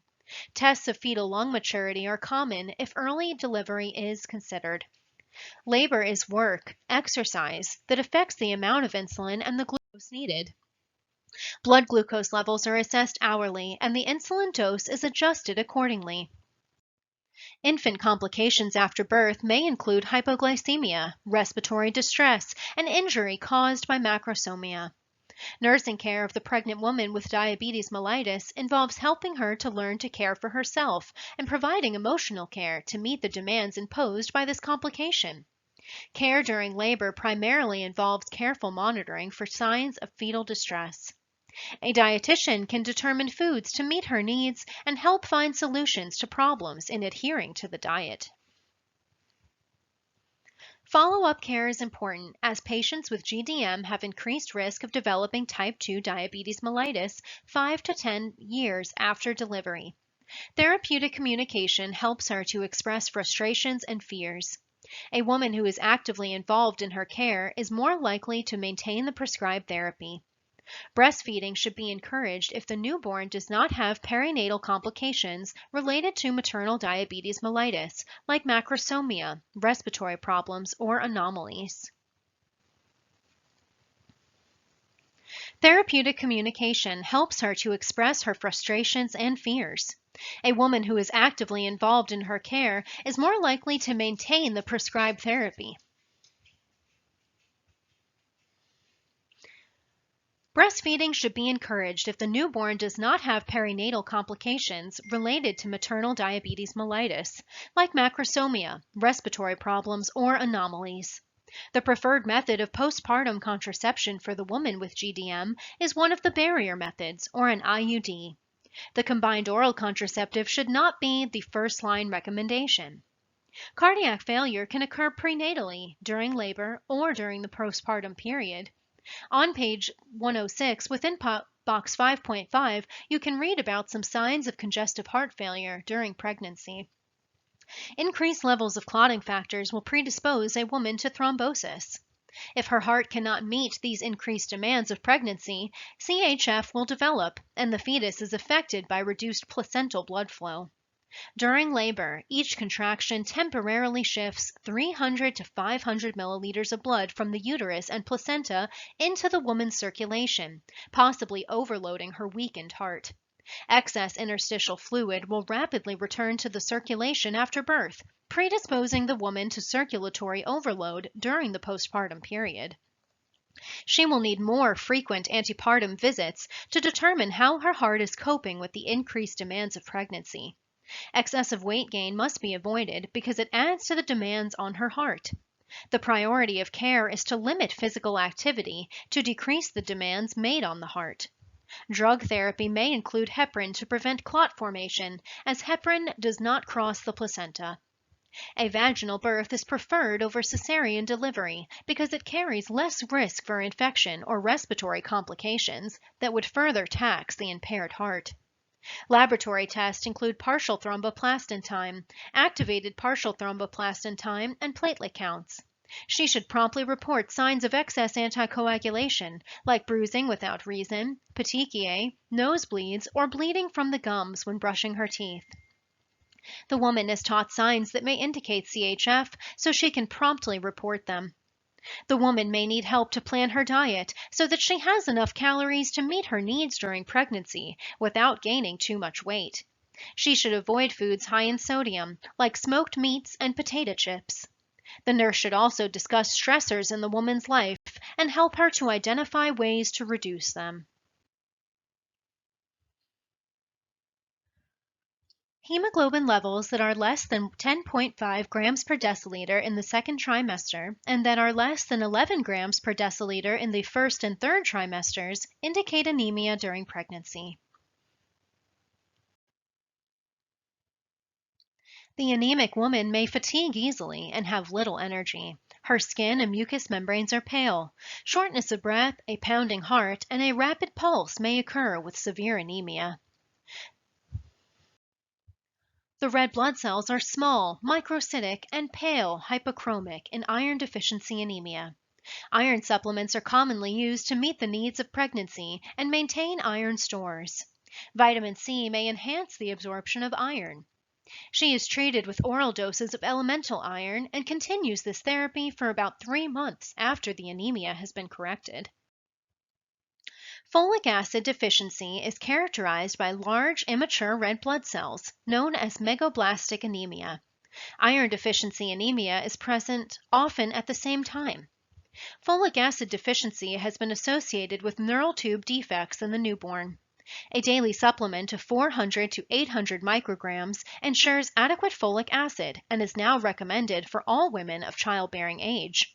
Treatment of folate deficiency is with folic acid supplementation, as noted previously, because the diet alone cannot provide the folic acid needed. Pregnancy may cause a sickle cell crisis with massive erythrocyte destruction and occlusion of blood vessels. The main risk to the fetus is occlusion of vessels that supply the placenta, leading to preterm birth, growth restriction, and fetal death. The woman should have frequent evaluation and treatment for anemia during prenatal care. Fetal evaluations will concentrate on fetal growth and placental function. The woman with beta thalassemia minor usually has few problems other than mild anemia, and the fetus does not appear to be affected. The woman is taught what foods are high in iron and folic acid to help prevent or treat anemia. She is taught how to take supplements so that they are optimally effective. On page 108 in the Red Nutrition Considerations box, you can read about some foods recommended in pregnancy. The obese woman who is pregnant has a high risk for developing complications during pregnancy, like GDM, hypertension, cardiac problems, preeclampsia, and respiratory problems. When gastric bypass surgery is performed, women are cautioned to delay pregnancy for 1 to 2 years to avoid weight loss during pregnancy. Nutritional guidance from a registered dietitian during pregnancy is essential. Abdominal complaints during pregnancy should be monitored closely to determine whether they are related to the gastric bypass surgery. Internal intestinal herniation can occur, and abdominal pain, nausea, and vomiting in the third trimester in a patient with a history of bariatric surgery should be managed promptly. The acronym TORCH has been used to describe infections that can be devastating to the fetus or newborn. Toxoplasmosis, rubella, cytomegalovirus, and herpes simplex virus. The O can sometimes be used to designate other infections. Viral infections often have no effective therapy and may cause serious problems in the mother or the fetus or newborn.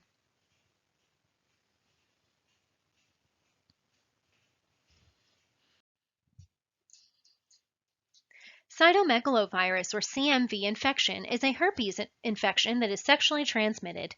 An infected infant may have some of the following serious problems: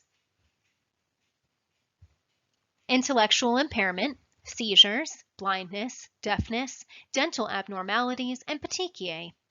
Therapeutic pregnancy termination may be offered if CMV infection is discovered during early pregnancy. Rubella is a mild viral disease with a low fever and rash. However, its effect on the developing fetus can be destructive.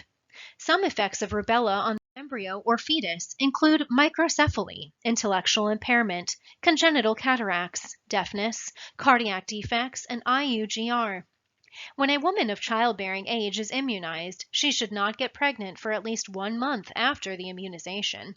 It is not given during pregnancy because it is a live, attenuated form of the virus.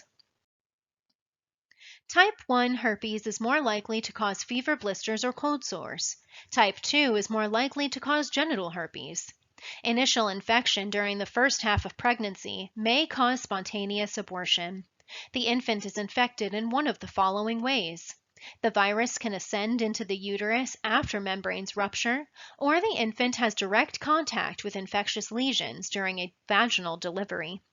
Neonatal herpes infection can either be localized or disseminated. Avoiding contact with the lesions can prevent neonatal herpes infection. If the woman has active genital herpes lesions when the membranes rupture or labor begins, a cesarean delivery may be required to prevent fetal contact during birth or the development of an ascending infection. Breastfeeding is safe if there are no lesions on the breasts.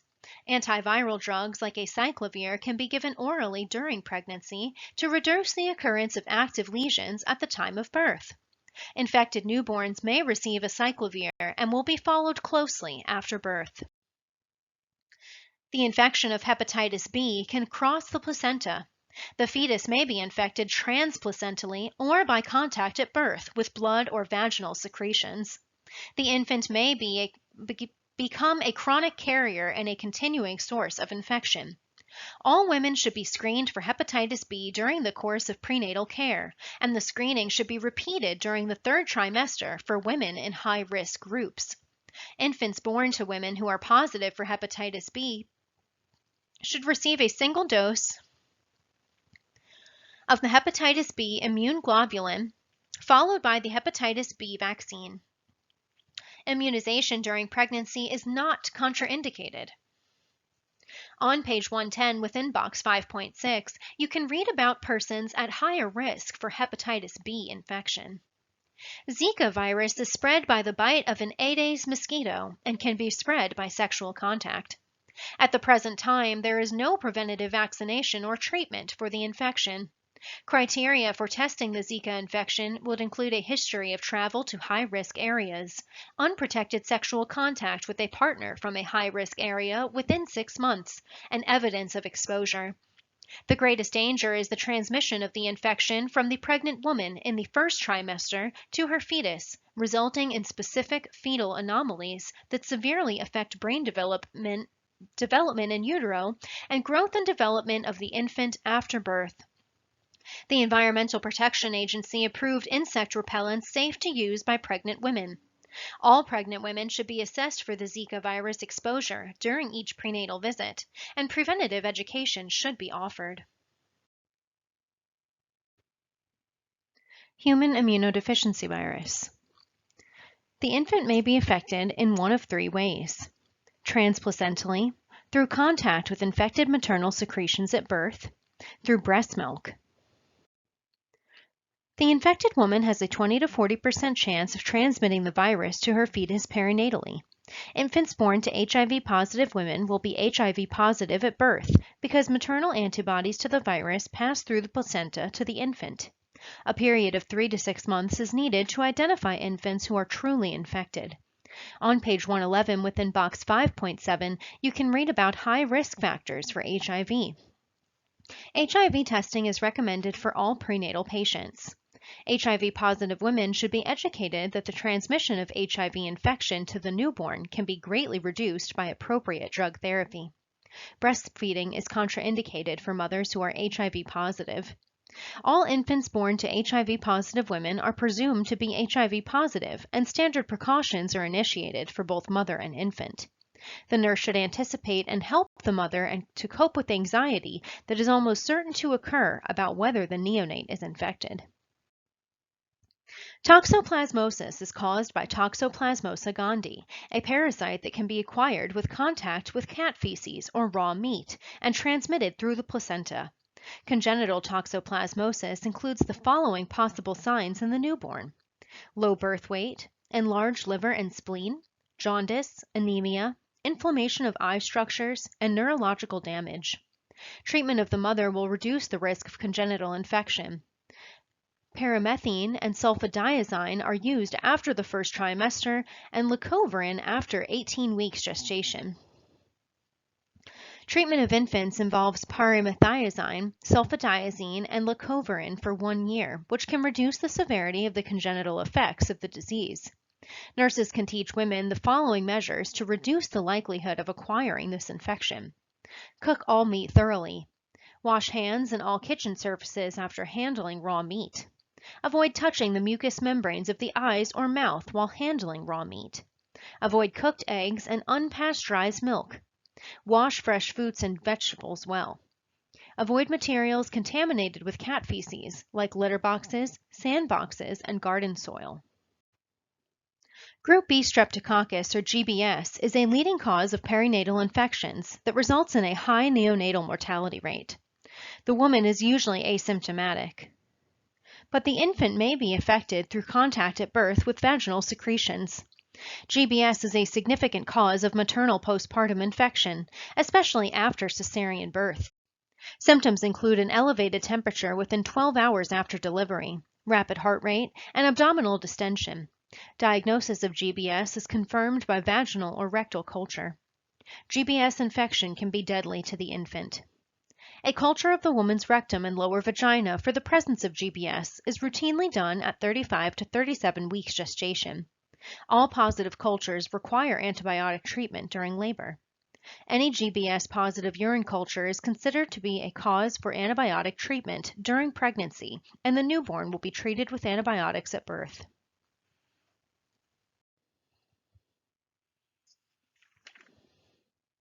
Pregnant women are screened for pulmonary tuberculosis by either a tuberculin skin test or a serum interferon gamma release assay, more commonly known as the quantiferon TB Gold or T-spot test, as would be the case for any other patient.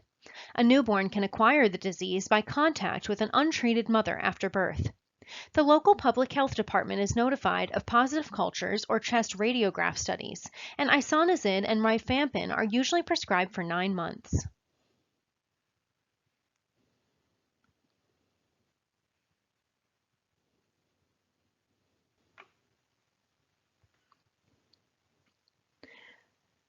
The local public health department is notified of positive cultures or chest radiograph results, and isoniazid and rifampin are usually prescribed for 9 months.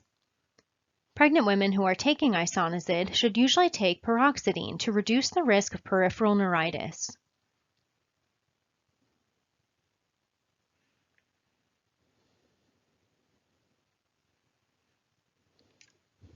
If the mother has active pulmonary tuberculosis, the infant must be kept in a separate area away from the mother. The infant may receive preventative therapy with isoniazid for 3 months after birth. Modern anti-tubercular drugs usually render the sputum culture negative within 2 weeks. Thus, home care is the protocol with the health department follow-up. Pregnancy alters the self-cleaning action of the vagina, as pressure on urinary structures keeps the bladder from emptying completely, and the ureters dilate and lose motility under the relaxing effects of the hormone progesterone. The asymptomatic infection may eventually cause cystitis or pyelonephritis. The woman with cystitis will have the following signs and symptoms: burning with urination, increased frequency and urgency of urination, and a normal or slightly elevated temperature. If not treated, cystitis can ascend in the urinary tract and cause pyelonephritis. Pyelonephritis is a particularly serious infection in pregnancy and is accompanied by the following signs and symptoms: high fever, chills, flank pain or tenderness, and nausea or vomiting. Maternal hypertension, chronic renal disease, and preterm birth can occur with pyelonephritis during pregnancy. UTIs will be treated with short-term oral antibiotics. All female patients should be taught how to reduce the introduction of rectal microorganisms into the bladder. The mother should be taught how to clean and diaper an infant girl to avoid fecal contamination of her urethra. Adequate fluid intake will promote frequent voiding. Urinating before intercourse reduces irritation. Urinating afterward will flush urine from the bladder. Pregnant women should be taught the signs and symptoms of cystitis and pyelonephritis so that they know to seek treatments at once. A teratogen is a substance that causes an adverse effect on the developing embryo or fetus. The specific anomaly that develops will depend on the time of exposure to the environmental teratogen in relation to the stage of development of the embryo. The 4 main teratogens of concern during pregnancy are drugs, chemicals, infectious agents, and radiation. The obstetric nurse must be observant for unusual symptoms present in large numbers of young, healthy pregnant patients who come to the clinic or emergency department. Such an unusual increase should trigger suspicion of a bioterrorism-related illness and be reported to the charge nurse or unit manager. A laboratory test, rapid antigen detection for influenza, can be performed for these patients. A positive result on the test will rule out symptoms that mimic influenza, but may be an early sign of a bioterrorism-related infection. The approach to the care of a pregnant patient who is a victim of a bioterrorist attack may follow protocols similar to those presented in this section of general trauma during pregnancy. Administration of available vaccines to the pregnant patient can adversely affect the fetus and must be carefully evaluated and informed consent must be obtained. The Association for Women's Health and Neonatal Nurses recommends that families who are pregnant keep on hand an emergency birth kit that includes ready-to-feed formula and a basic disaster supply kit. The use of illicit or recreational drugs during pregnancy has an adverse effect on both the mother and the fetus. Often multiple drugs are used, and lifestyle factors like malnutrition, poor prenatal care, and STIs can exist concurrently. The fetus of the woman who takes drugs or drinks alcohol is exposed to higher levels of the substance for a longer time because the substances become concentrated in the amniotic fluid, and the fetus ingests the fluid. Care will focus on identifying the woman with substance abuse early in pregnancy, educating her about the effects of substance abuse, and encouraging her to reduce or eliminate use. In the case of therapeutic drugs, the woman's need for the drug is weighed against the potential for fetal harm that it could cause, and the fetal or maternal harm that could occur if the woman is not treated. Educating female patients about the effects of drugs on a developing fetus is best done before pregnancy. A woman is encouraged to tell her healthcare provider if she thinks she's pregnant before having a non-emergency radiograph, being prescribed a drug, or taking any herbal or food supplements. On page 114 and continuing to 115, within Table 5.9, you can read about substances harmful to the fetus. A trusting, therapeutic nurse-patient relationship will make it more likely that a woman will be truthful about the use of illicit and legal substances. The nurse who collects the data must use a non-judgmental approach and treat the issue as a health problem rather than a moral problem. The incidence of trauma during pregnancy may continue to increase because women are increasingly employed during their pregnancy, and there is a trend toward a more violent society. Unintentional injury, suicide, and homicide are the three leading causes of traumatic death. Falls are not uncommon due to the woman's altered sense of balance. The woman needs to wear a seatbelt every time she's in a car, both as a driver and a passenger. The lap portion of the belt should be placed low, just below the protruding abdomen. Physical trauma is typically blunt trauma, but could also be penetrating trauma. Physical abuse against women is a significant cause of trauma, and violence will often escalate during pregnancy. Men who abuse women are also likely to abuse the children in the relationship. Women abused during pregnancy are more likely to have miscarriages, stillbirths, and low birth weight infants.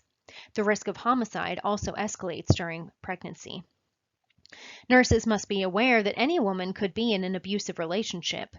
The woman should be assessed for abuse and taken to a private area. The nurse also determines whether the children are being hurt. It is vital that the abuser does not discover that the woman has reported the abuse or that she intends to leave. Nurses can refer women to shelters and other services if they wish to leave the abuser. However, the decision about whether to end the relationship rests with the woman. Abuse of children must be reported to appropriate authorities. In addition to a routine comprehensive assessment, the pregnant woman should have fetal monitoring for 4 to 6 hours after any trauma. Nursing care for the acutely injured patient woman supplements medical management, so the focus is on stabilizing the mother's condition when life-threatening injuries occur. On page 117, within box 5.8, you can read about modifications of standard CPR for pregnant women. If the mother experiences shock as a result of her injury, her blood will be recirculated away from her uterus to her vital organs, which could result in fetal death. Close fetal monitoring and documentation of contractions is an essential nursing function for a pregnant woman after trauma. Due to the increased coagulability of the pregnant woman, the aftermath of trauma could result in a high risk for blood clotting problems like thrombophlebitis and DIC. The woman who experiences a difficult pregnancy must often remain on bed rest at home or in the hospital, sometimes for several weeks. Others must assume her usual roles in the family in addition to their own obligations.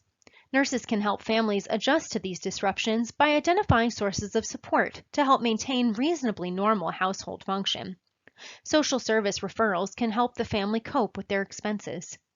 The woman who has a high-risk pregnancy will often halt planning for the child and may withdraw emotionally to protect herself from pain and loss if the outcome is poor. Perinatal loss will shatter the hopes of human life and sever a unique attachment between the mother and fetus. Parents exhibit mourning behaviors associated with the various stages of the grieving process. Healthcare providers must address these aspects of the grieving process as they work with the parents through interventions, including the following: allowing parents to remain together in privacy, accepting behaviors related to grieving, developing a plan of care to provide support to the family, offering a memento like a footprint, ID band, lock of hair, or so on, offering parents an opportunity to hold the infant if they choose, preparing patients for the appearance of the infant, providing parents with educational materials and referrals to support groups, and discussing wishes concerning religious and cultural rituals. The most important prevention of a complication during pregnancy is early preconception care, followed by prenatal care and surveillance.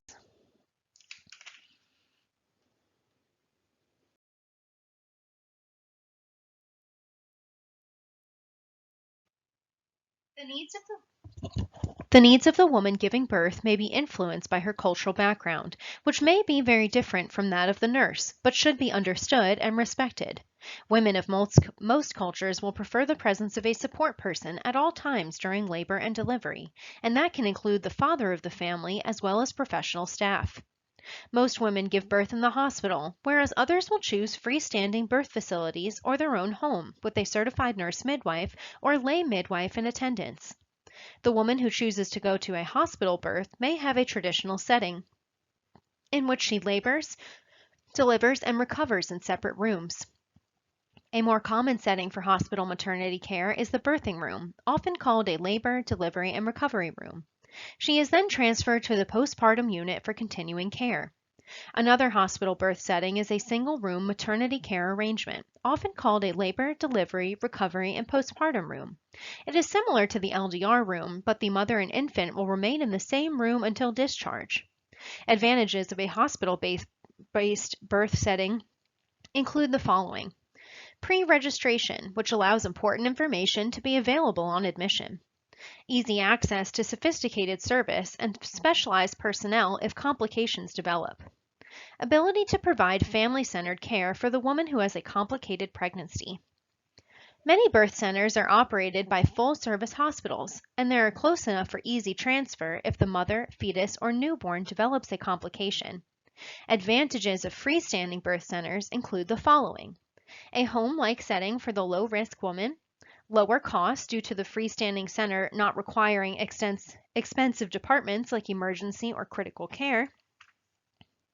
Disadvantages include the following: a slight but significant delay in emergency care if the mother, fetus, or newborn develops a life-threatening complication.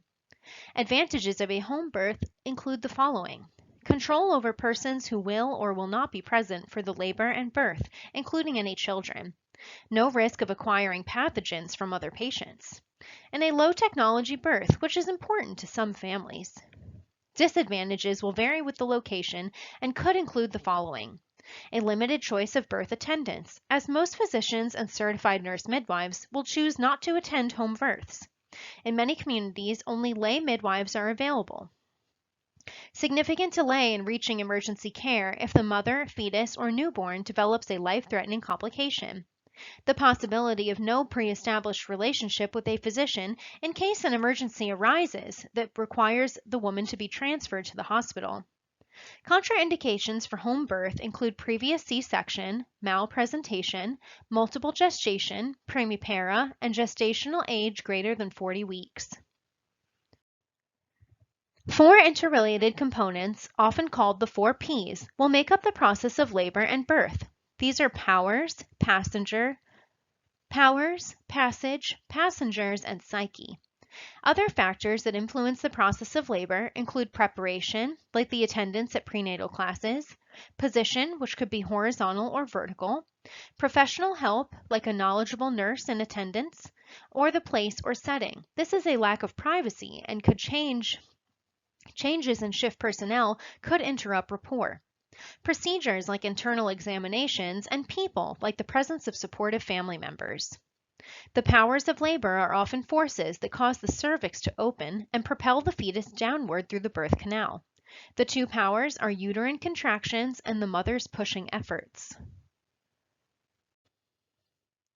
Uterine contractions are involuntary, smooth muscle contractions. The woman cannot consciously cause them to stop or start. Contractions cause the cervix to efface and dilate to allow the fetus to descend into the birth canal. Contractions simultaneously push the fetus downward as they pull the cervix upward. This causes the cervix to become thinner and shorter. When the cervix is 100% effaced, it feels like a thin, slick membrane over the fetus. Dilation of the cervix is determined during a vaginal examination. Both dilation and effacement are estimated by touch rather than being precisely measured. Each contraction has the following three phases: increment, peak, and decrement. Contractions are also described by their average frequency, duration, intensity, and interval. Frequency is the elapsed time from the beginning of one contraction until the beginning of the next contraction. Contractions occurring more often than every 2 minutes can reduce fetal oxygen supply and should be reported. Duration is the elapsed time from the beginning of a contraction until the end of the same contraction. Persistent contraction durations longer than 90 seconds can reduce fetal oxygen supply and should be reported. Intensity is the approximate strength of the contraction. In most cases, intensity is described in words like mild, moderate, or strong. The interval is the amount of time the uterus relaxes between contractions. Persistent contraction intervals shorter than 60 seconds can reduce fetal oxygen supply. When the woman's cervix is fully dilated, she adds voluntary pushing to involuntary uterine contractions. Most women feel a strong urge to push or bear down when the cervix is fully dilated and the fetus begins to descend. However, factors such as maternal exhaustion or sometimes epidural analgesia can reduce or eliminate the natural urge to push. The passage consists of the mother's bony pelvis and soft tissues of her pelvis and perineum. The pelvis is divided into the following two major parts: the false pelvis and the true pelvis. In general, women who have had previous vaginal births deliver more quickly than women having their first birth because their soft tissues will yield more readily to the forces of contractions and pushing efforts. The passengers are the fetus, placenta, amniotic membranes, and amniotic fluid. Because the fetus usually enters the pelvis head first, the nurse should understand the basic structures of the fetal head. The fetal head is composed of several bones separated by strong connective tissue called sutures. A wider area called a fontanelle is formed where the sutures meet. The following two fontanelles are important in obstetrics: the anterior fontanelle and the posterior fontanelle. Lie describes how the fetus is oriented to the mother's spine. The most common orientation is the longitudinal lie, in which the fetus is parallel to the mother's spine. The fetal attitude is normally one of flexion, with the head flexed forward and the arms of the legs flexed. Presentation refers to the fetal part that enters the pelvis first. The cephalic presentation is most common. The next most common presentation is the breech. Many women with a fetus in the breech presentation will have a cesarean birth because the head, which is the largest single fetal part, is the last to be born and may not pass through the pelvis easily due to flexion of the fetal head being unable to occur. When the fetus is in a transverse lie, the fetal shoulder will enter the pelvis first. A fetus in this orientation must be delivered by C-section because it could not safely pass through the pelvis. Position refers to how a reference point on the fetal presenting part is oriented within the mother's pelvis. The term occiput is used to describe how the head is oriented if the fetus is in a cephalic vertex presentation. The term sacrum is used to describe how a fetus in a breech presentation is oriented within the pelvis. The maternal pelvis is divided into 4 imaginary quadrants: right and left anterior and right and left posterior. Abbreviations describe the fetal presentation and the position within the pelvis. 3 letters are used for most abbreviations. You can read more about this on page 130 within box 6.1. Childbirth is more than a physical process. It involves the woman's entire being. They describe births in emotional terms, like those used to describe marriages, anniversaries, religious events, or even death. A woman's perception of the process and her mental state can influence the course of her labor. Many factors will play a part in initiating labor, which is an interaction of the mother and fetus. Labor will normally begin between 39 and 40 weeks, or approximately 280 days after the woman's last menstrual period. Signs and symptoms that labor is about to start may occur from a few hours to a few weeks before the actual onset of labor. Braxton Hicks contractions are irregular contractions that begin during early pregnancy and intensify as full term approaches. Lightening occurs when the fetus settles into the pelvic inlet and the fundus no longer presses on the diaphragm. The cervix, which is rigid and firm during pregnancy, becomes soft and significantly shortened as labor progresses. As the time for birth approaches, the cervix undergoes changes in preparation for labor. It softens, effaces, and dilates slightly. Bloody show is a thick mucus mixed with pink or dark brown blood. It may begin a few days before labor, or a woman may not have a bloody show until labor is underway.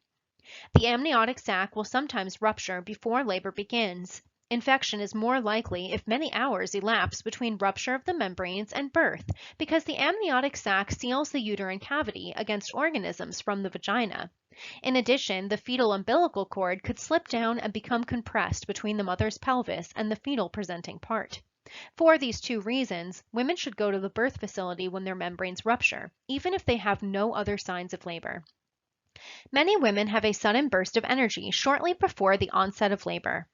Occasionally, a woman may notice that she loses 1 to 3 pounds shortly before labor begins, because hormonal changes will cause her to excrete extra body water. As the fetus descends into the pelvis, it undergoes several positional changes so that it adapts optimally to the changing pelvic shape and size. Many of these mechanisms, also called cardinal movements, will occur simultaneously. Descent is required for all mechanisms of labor to occur for the infant to be born. Station describes the level of the presenting part in the pelvis. As the fetus descends, the minus numbers decrease and the plus numbers increase. Engagement occurs when the presenting part reaches the level of the ischial spines of the mother's pelvis. The fetal head should be flexed to pass most easily through the pelvis. When the fetus enters the pelvis head first, the head is usually oriented so the occiput is towards the mother's right or left side. As the fetal head passes under the mother's symphysis pubis, it may change from flexion to extension so that it can properly negotiate the curve. When the head is born in extension, the shoulders are crosswise in the pelvis, and the head is twisted in relation to the shoulders. The anterior shoulder, followed by the posterior shoulder, are born, quickly followed by the rest of the body. During late pregnancy, the woman should be instructed about when to go to the hospital or birth center. General guidelines are as follows. The woman should go to the hospital or birth center when contractions have a pattern of increasing frequency, duration, and intensity. The woman should go to the facility if her membranes rupture or she thinks they may have ruptured. Active bleeding will be if she experiences bleeding other than her bloody show, she should go to the hospital. The woman should be evaluated if the fetus is moving less than usual, as well as any other concerns. Relaxing in a birth pool can be comforting and helpful in managing contractions. Underwater birth is often promoted as a natural birth, but it hasn't been declared a safe, evidence-based practice. Although ACOG has guidelines for water birth, there is an increased risk of complications to the mother, including infection, and to the newborn, including aspiration, altered temperature regulation, and respiratory distress. Water-repellent gowns, eye shields, and gloves are worn in the delivery area, and the newborn infant should be handled with gloves until the first bath. The nurse continues developing the therapeutic relationship during labor by determining the woman's expectations about birth and helping to achieve them. The three major assessments performed promptly on admission are the fetal condition, the maternal condition, and the impending birth. The fetal heart rate is assessed with a fetoscope, a handheld Doppler transducer, or an external fetal monitor. The temperature, pulse, respirations, and blood pressure are assessed for any signs of infection or hypertension. The nurse continually observes the woman for behaviors that suggest that she is about to give birth, including the following: sitting on one buttock, making grunting sounds, bearing down with contractions, stating that the baby is coming, or bulging of the perineum or the fetal presenting part becoming visible at the vaginal opening. If it appears that birth is imminent, the nurse does not leave the woman, but summons help or uses the call bell. Emergency delivery kits that contain essential equipment are in all delivery areas. The nurse's priority is to prevent injury to the mother and infant. The nurse should don gloves and a cover gown and assist with the delivery until help arrives.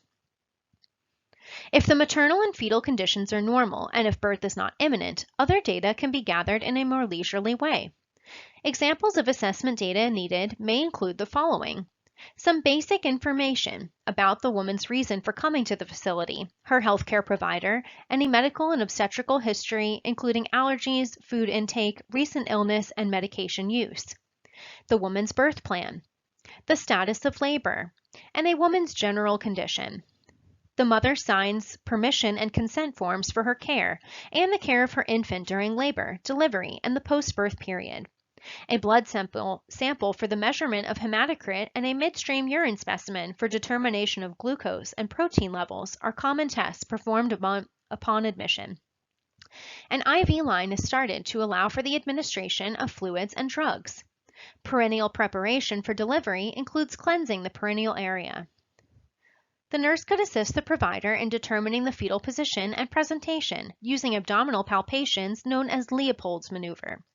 Leopold's maneuver is also helpful in locating the fetal back, which is the best location for hearing the fetal heart rate, and thus determining the optimal placement of the fetal monitor sensor. Table 6.2 on page 137 will list other characteristics of true and false labor. Many women will be observed for a short time if their initial assessment suggests they are not in true labor and their membranes are intact. After the observation period, the healthcare provider, who performs another vaginal examination, will reevaluate the woman's labor status. If there is no change in the cervical effacement or dilation, the woman will usually be sent home to await true labor. Factors to be considered will include the number and duration of previous labors, the distance from the facility, and availability of transportation. If the woman's membranes are ruptured, she is usually admitted even if labor has not begun, due to the risk of infection or prolapsed umbilical cord. The woman in false labor will often be frustrated and need generous reassurance that her symptoms will eventually change to true labor. Guidelines for coming to the facility should be reinforced before she leaves. After admission to the labor unit, nursing care will consist of the following elements: monitoring the fetus, monitoring the laboring woman, and helping the woman cope with her labor.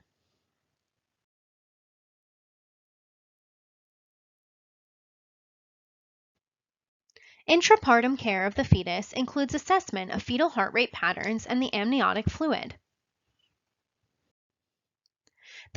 The goal of fetal monitoring is to enable early detection of fetal hypoxia, which can have many causes, and to allow prompt interventions that will avoid fetal injury. The fetal heart rate can be assessed by intermittent auscultation, using a fetoscope or Doppler transducer, or by continuous electronic fetal monitoring. In contrast to continuous monitoring, intermittent auscultation will not automatically record the results, so the nurse has to be careful to provide documentation. Any fetal heart rate outside normal limits and any slowing of the fetal heart rate that persists after the contraction ends should be promptly reported to the healthcare provider. Continuous EFM will allow the nurse to collect more data about the fetus than intermittent auscultation. Fetal heart rate and uterine contraction patterns are continuously recorded. On page 139 within box 6.2, you can read about when to auscultate and document the fetal heart rate. In the absence of any risk factors, the fetal heart rate should be monitored every 30 minutes in the active first stage of labor and then every 15 minutes in the second stage, preferably before and after a contraction. EFM can be performed with external or internal devices. Internal devices will require that the membranes have been ruptured and the cervix dilated to 1 to 2 centimeters for device insertion. External fetal heart rate monitoring is done with a Doppler transducer, using sound waves to detect motion of the fetal heart and calculate the rate, just as the handheld model does. Contractions are sensed externally with a Toco transducer, which has a pressure-sensitive button.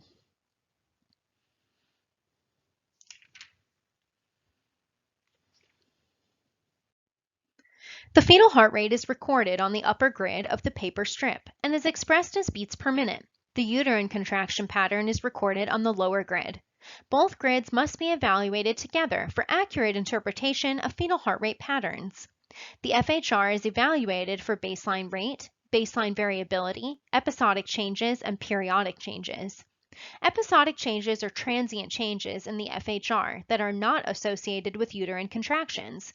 Periodic changes are transient and brief changes in the FHR that are associated with uterine contractions, including accelerations and decelerations. The baseline fetal heart rate is the average FHR that occurs for at least 2 minutes during a 10-minute period and is averaged over 30 minutes. Fetal bradycardia occurs when the FHR is less than 110 beats per minute for 10 minutes or longer. Fetal tachycardia is a baseline fetal heart rate greater than 160 beats per minute that lasts 2 to 10 minutes or longer. Baseline variability describes fluctuation or continual changes in the baseline FHR above and below the baseline in a 10-minute window. Moderate variability, defined as changes of 6 beats per minute to 25 beats per minute from the baseline FHR, is desirable because it indicates good oxygenation of the central nervous system and fetal well-being. Marked variability occurs when there are more than 25 beats of fluctuation over the FHR baseline. This can indicate cord prolapse or maternal hypotension. Absent variability is less than 6 beats per minute change from baseline for a 10-minute period and is typically caused by uteroplacental insufficiency, but can be caused by maternal hypotension, cord compression, or fetal hypoxia. Episodic changes are changes in the FHR that are not associated with uterine contractions. Periodic changes are temporary changes in the baseline rate associated with uterine contractions that quickly return to the baseline. Accelerations are rate increases and decelerations are rate decreases. Accelerations are temporary, abrupt rate increases of at least 15 beats per minute above the baseline FHR that lasts 15 seconds, but less than 2 minutes from onset to return to baseline.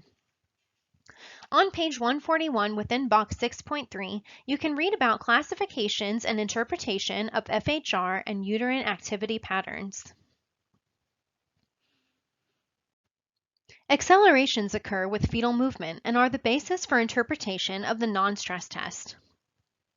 Early decelerations are temporary, gradual rate decreases during contractions, no more than 40 beats per minute below the baseline. The FHR always returns to the baseline rate by the end of the contraction. The peak of deceleration occurs at the same time as the peak of contraction. This shows a U-shaped pattern that begins early with the uterine contraction and ends near the end of the uterine contraction. This is caused by compression of the fetal head and is a reassuring sign of fetal well-being. Variable decelerations are abrupt decreases of 15 beats per minute below the baseline, lasting 15 seconds to 2 minutes. These decreases begin and end abruptly. They are V, W, or U-shaped on the monitor. Variable decelerations suggest that the umbilical cord is being compressed, often because it is around the fetal neck or because there is inadequate amniotic fluid to cushion the cord. Late decelerations of the FHR look similar to early decelerations, except that they begin after the beginning of the contraction and do not return to the baseline FHR until after the contraction ends. This is known as a non-reassuring pattern. The occurrence of late decelerations more than 45 beats per minute below the baseline could be a result of placental aging or fetal heart depression, and this is an ominous sign. Late decelerations that are accompanied by decreased variability and absent accelerations are non-reassuring and require immediate intervention by the healthcare provider. Prolonged decelerations are abrupt FHR decreases of at least 15 beats per minute from baseline that last longer than 60 seconds. This is caused by an interruption of oxygen supply to the fetus, possibly caused by cord compression or prolapse, maternal supine hypotension, or regional anesthesia. Recurrent decelerations are decelerations that occur in more than 50% of uterine contractions in a 20-minute period. Intermittent decelerations are a deceleration that occur in less than 50% of the uterine contractions within a 20-minute period. Sinusoidal pattern is a specific FHR pattern that has a smooth, wave-like appearance or undulating pattern that recurs every 3 to 5 minutes and persists for 20 minutes or more. On page 143 within table 6.3, you can read about fetal heart rate categories in nursing care. The significance of FHR changes will depend on the category or pattern identified. Repositioning the woman is typically the first corrective response to a pattern of variable decelerations. The woman should be turned on her left side. FHR patterns are not diagnostic and can have many possible causes. Instead, they should be used to detect possible identifiable complications that may be causing interruptions in fetal oxygen supply. That places the FHR pattern in Category 2, where corrective actions can be taken to restore oxygenation to the fetus, according to the following. You can implement position changes, administer oxygen, administer IV fluids, correct hypotension, implement measures to reduce uterine activity, implement amnio infusion, or use altered pushing and breathing techniques in the second stage of labor. You can change from a Valsalva to an open glottis pushing. You can do fewer pushing efforts during contractions, push with every other contraction, or push only with the urge to push. If corrective measures still do not improve the fetal heart tracings, then Category 3 measures must be instituted, which focus on expediting the delivery of the fetus. The membranes can rupture spontaneously, or a healthcare provider could rupture them artificially in a procedure called an amniotomy. The normal color of amniotic fluid is clear, possibly with flecks of white vernix. Green stained fluid can indicate that the fetus has passed meconium before birth, a situation associated with fetal compromise that can cause respiratory problems at birth. The FHR should be assessed for at least 1 full minute after the membranes rupture and must be recorded and reported. A nitrazine test or Fern test can be performed if it is unclear whether the mother's membranes have ruptured. Nitrazine paper is a pH paper. Alkaline amniotic fluid will turn it dark blue-green or dark blue. Intrapartum care of the woman will include assessing her vital signs, contractions, progress of labor, intake and output, and responses to labor. The temperature will be checked every 4 hours or every 2 hours if elevated, or if the membranes have ruptured. IV antibiotics will usually be given to a woman who has a fever due to the risk of the infant acquiring Group B streptococcus infection. The pulse, blood pressure, and respirations are assessed every hour. Contractions can be assessed by palpation or by continuous EFM. When palpation is used to evaluate contractions, the entire hand is placed lightly over the uterine fundus. The nurse should keep the finger still when palpating contractions. Normal contractions are fewer than 5 in a 10-minute period for 30 minutes. The healthcare provider does a vaginal examination periodically to determine how labor is progressing. The cervix is evaluated for effacement and dilation. The descent of the fetus is determined in relation to the ischial spines. The observant nurse watches for physical and behavioral changes associated with progression of labor to reduce the number of vaginal examinations needed. Vaginal examinations are limited to prevent infection, especially if the membranes are ruptured. They are also uncomfortable. Women in labor usually do not need strict measurement of intake and output, but the time and approximate amount of each urination is recorded. A full bladder is a source of vague discomfort and can impede fetal descent. Policies about oral intake will vary among birth facilities. The nurse assesses the woman's response to labor, including her use of breathing and relaxation techniques, and supports adaptive responses. Nonverbal behaviors that suggest difficulty coping with labor include a tense body posture and thrashing in bed. The healthcare provider is notified if the woman requests added pain relief, like an epidural analgesia. On page 146 within Table 6.5, you can read about the physiological changes in labor as well as nursing interventions. The nurse should maintain an open communication with the healthcare provider and provide general hygiene and comfort measures for the woman according to the needs presented. In addition to consistent assessment of the fetal and maternal conditions, the nurse helps the woman cope with labor by comforting, positioning, teaching, and encouraging her. Routine interventions include limited oral intake, IV fluids, bed rest, external or internal fetal monitoring, separation of mother and infant immediately after birth, and elective C-sections. The environment of the labor room can be controlled by having the woman listen to familiar music brought from home, which can produce a calming effect. Maintaining an upright position during labor can shorten the first stage. Body support can be provided by the use of pillows to prevent back strain. Squatting during a contraction will increase the diameter of the pelvis, facilitating fetal rotation and descent. In addition to controlling the environment, non-pharmacological pain relief techniques like touch, effleurage, massage, back pressure, application of heat or cold, and various relaxation techniques are effective means of labor support. Teaching the laboring woman and her partner is an ongoing task of the intrapartum nurse. A woman should usually try a change in technique or position for 2 or 3 contractions before abandoning it. A 5-centimeter dilation signifies that about 2/3 of the labor is complete as the rate of progress increases.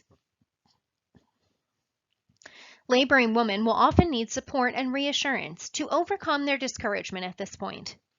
The nurse must often help the woman to avoid pushing before her cervix is fully dilated. Pushing before full dilation can cause maternal exhaustion and fetal hypoxia, thus slowing progress rather than speeding it. When the cervix is fully dilated, stage 2 of labor begins, and the nurse teaches or supports effective pushing techniques. Prolonged breath holding while pushing can impair fetal blood circulation. Laboring down is a nursing intervention often practiced in privately insured facilities for women with induced labors or epidural anesthesia for the purpose of increasing the likelihood of vaginal delivery. Encouragement is a powerful tool for the intrapartum nursing care because it helps the woman summon her inner strength and gives her the courage to continue. After each vaginal examination, she is told of the progress in cervical change or fetal descent. Her partner needs encouragement as well, as labor coaching is a demanding job. The nurse's caring presence cannot be overlooked as a source of support and encouragement for the laboring woman and her partner. Some partners are truly coaches and take a leading role in helping the woman cope with labor. Others are willing to assist if they are shown how, but will not take the initiative. The partner should be permitted to provide the type of support comfortable for the couple. The nurse does not take the partner's place, but remains available as needed. The partner should be encouraged to take a break and periodically eat a snack or meal. Women giving birth display common physical and behavioral characteristics in each of the 4 stages of labor. Women who receive an epidural analgesic during labor may not exhibit the behaviors and sensations associated with each stage and phase. Physicians carefully select women who are appropriate candidates for a trial of labor after cesarean section and for a vaginal birth after cesarean. Nursing care for women who plan to have a VBAC is similar to that of women who have had no cesarean births. The main concern is that the uterine scar will rupture, which could disrupt the placental blood flow and cause hemorrhage. The nurse must provide empathy and support to help the woman cross this psychological barrier. It is essential that an obstetrician and surgical team be present during all stages of the trial labor after cesarean. In general, the woman having her first child is prepared for delivery when about 3 to 4 centimeters of the fetal head is visible at the vaginal opening. The multiparous woman is usually prepared when her cervix is fully dilated, but before crowning has occurred.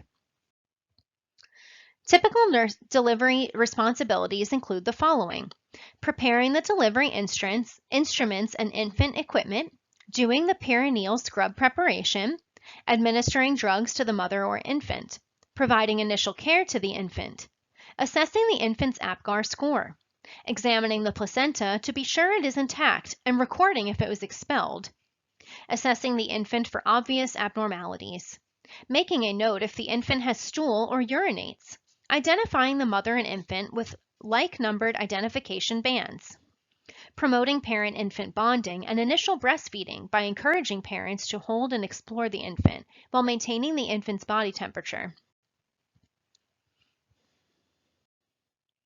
The third stage of labor is the expulsion of the placenta. The nurse examines the placenta and monitors the woman's vital signs. The fourth stage of labor is the first 1 to 4 hours after birth of the placenta, or until the mother is physiologically stable. Nursing care during the fourth stage of labor includes the following general care: identifying and preventing hemorrhage, evaluating and intervening for pain, observing bladder function and urine output, evaluating recovery from anesthesia, providing initial care to the newborn infant, and promoting bonding and attachment between the infant and family. The third stage of labor is the expulsion of the placenta. But a common schedule for assessing the mother during the fourth stage is every 15 minutes for 1 hour, the fourth stage of every labor 30 is the minutes first during the 1 to second 4 hour, hours and after hourly birth thereafter of the placenta, until transfer to or the until the mother postpartum is unit. physiologically stable. After transfer Nursing care to the during the fourth postpartum stage unit, of labor applicable includes routine the following assessments are made general every care: 4 to 8 hours. identifying and preventing hemorrhage, The following should be evaluating and intervening for pain, at each assessment during the observing fourth bladder stage: function and urine vital output, signs, skin evaluating color, recovery location from and anesthesia, firmness of the uterine providing fundus, initial care amount to the and color newborn of infant, lochia, and the promoting presence and bonding location and of pain, attachment between the IV infant and infusions family. and medications, fullness of bladder or The urine third output stage of from labor is catheter, the expulsion of the condition of the placenta. perineum for The nurse vaginal birth, examines the placenta condition and of dressing monitors the for woman's vital cesarean birth signs. or The tubal fourth stage of ligation, labor is and the the level of first 1 to sensation 4 and hours ability to after move birth lower of the extremities placenta, if an or epidural until or the mother spinal is block was physiologically used. stable. The uterine Nursing fundus is care assessed during the for fourth firmness, stage of labor height in includes relation the to the following general umbilicus care: and position. identifying and No preventing more than one hemorrhage, pad should be evaluating saturated and in an hour, intervening for and the pain, woman should not pass observing large bladder pots. function and urine The blood output, pressure, pulse rate, evaluating and recovery from respirations are checked to anesthesia, identify a providing rising initial pulse rate care or to the falling newborn blood pressure, infant, and suggesting promoting shock. bonding and attachment between The the woman infant often and does family. not feel the urge to urinate due to the effects of the The anesthetic, third stage of labor perineal is the trauma, expulsion and of the loss of fetal placenta. pressure The against the nurse bladder. examines the If her placenta and bladder is monitors full, the woman's the vital uterus signs. will be higher than The fourth expected stage of and labor often is the displaced first to 1 one to 4 side. hours A after full birth bladder of the inhibits placenta, uterine or contraction until the and mother can is lead to physiologically hemorrhage. stable. A warm blanket Nursing over care the during woman the fourth stage of labor includes the following general care: will make her feel comfortable identifying and until the preventing chills hemorrhage, subside. evaluating An and ice pack intervening can be for placed pain, on the mother's observing perineum to bladder reduce function and bruising urine and edema. output, Cold evaluating application should recovery be from continued for anesthesia, 12 hours. providing initial The care infant to the usually newborn stays with the infant, mother or and promoting parents during bonding and recovery if there attachment are between no the infant and complications. family. The priority care involves promoting The third respiratory stage of function labor is and the maintaining the expulsion of the temperature. placenta. The nurse examines the Care of the placenta and newborn after monitors the delivery woman's is vital divided signs. into the The following fourth stage of transition labor phases is the first 1 to that 4 are hours involved in after birth adapting of to the placenta, extrauterine life. or until the mother Phase is 1 is the physiologically immediate care stable. after birth. Nursing care Phase during the 2 is fourth from stage 1 of to labor 3 hours includes the after following birth, general and care: Phase 3 is from 2 to identifying 12 and hours preventing after birth. hemorrhage, evaluating and intervening for pain, observing bladder function and urine output, evaluating recovery from anesthesia, providing initial care to the newborn infant, and promoting bonding and attachment between the infant and family. The third stage of labor is the expulsion of the placenta. The nurse examines the placenta and monitors the woman's vital signs. The fourth stage of labor is the first 1 to 4 hours after birth of the placenta, or until the mother is physiologically stable. Nursing care during the fourth stage of labor includes the following general care: identifying and preventing hemorrhage, evaluating and intervening for pain, observing bladder function and urine output, evaluating recovery from anesthesia, providing initial care to the newborn infant, and promoting bonding and attachment between the infant and family. The third stage of labor is the expulsion of the placenta. The nurse examines the placenta and monitors the woman's vital signs. The fourth stage of labor is the first 1 to 4 hours after birth of the placenta, or until the mother is physiologically stable. Nursing care during the fourth stage of labor includes the following general care: identifying and preventing hemorrhage, evaluating and intervening for pain, observing bladder function and urine output, evaluating recovery from anesthesia, providing initial care to the newborn infant, and promoting bonding and attachment between the infant and family. The third stage of labor is the expulsion of the placenta. The nurse examines the placenta and monitors the woman's vital signs. The fourth stage of labor is the first 1 to 4 hours after birth of the placenta, or until the mother is physiologically stable. Nursing care during the fourth stage of labor includes the following general care: identifying and preventing hemorrhage, evaluating and intervening for pain, observing bladder function and urine output, evaluating recovery from anesthesia, providing initial care to the newborn infant, and promoting bonding and attachment between the infant and family. The third stage of labor is the expulsion of the placenta. The nurse examines the placenta and monitors the woman's vital signs. The fourth stage of labor is the first 1 to 4 hours after birth of the placenta, or until the mother is physiologically stable. Nursing care during the fourth stage of labor includes the following general care: identifying and preventing hemorrhage, evaluating and intervening for pain, observing bladder function and urine output, evaluating recovery from anesthesia, providing initial care to the newborn infant, and promoting bonding and attachment between the infant and family. The third stage of labor is the expulsion of the placenta. The nurse examines the placenta and monitors the woman's vital signs. The fourth stage of labor is the first 1 to 4 hours after birth of the placenta, or until the mother is physiologically stable. Nursing care during the fourth stage of labor includes the following general care: identifying and preventing hemorrhage, evaluating and intervening for pain, observing bladder function and urine output, evaluating recovery from anesthesia, providing initial care to the newborn infant, and promoting bonding and attachment between the infant and family. The third stage of labor is the expulsion of the placenta. The nurse examines the placenta and monitors the woman's vital signs. The fourth stage of labor is the first 1 to 4 hours after birth of the placenta, or until the mother is physiologically stable. Nursing care during the fourth stage of labor includes the following general care: identifying and preventing hemorrhage, evaluating and intervening for pain, observing bladder function and urine output, evaluating recovery from anesthesia, providing initial care to the newborn infant, and promoting bonding and attachment between the infant and family. The third stage of labor is the expulsion of the placenta. The nurse examines the placenta and monitors the woman's vital signs. The fourth stage of labor is the first 1 to 4 hours after birth of the placenta, or until the mother is physiologically stable. Nursing care during the fourth stage of labor includes the following general care: identifying and preventing hemorrhage, evaluating and intervening for pain, observing bladder function and urine output, evaluating recovery from anesthesia, providing initial care to the newborn infant, and promoting bonding and attachment between the infant and family. The third stage of labor is the expulsion of the placenta. The nurse examines the placenta and monitors the woman's vital signs. The fourth stage of labor is the first 1 to 4 hours after birth of the placenta, or until the mother is physiologically stable.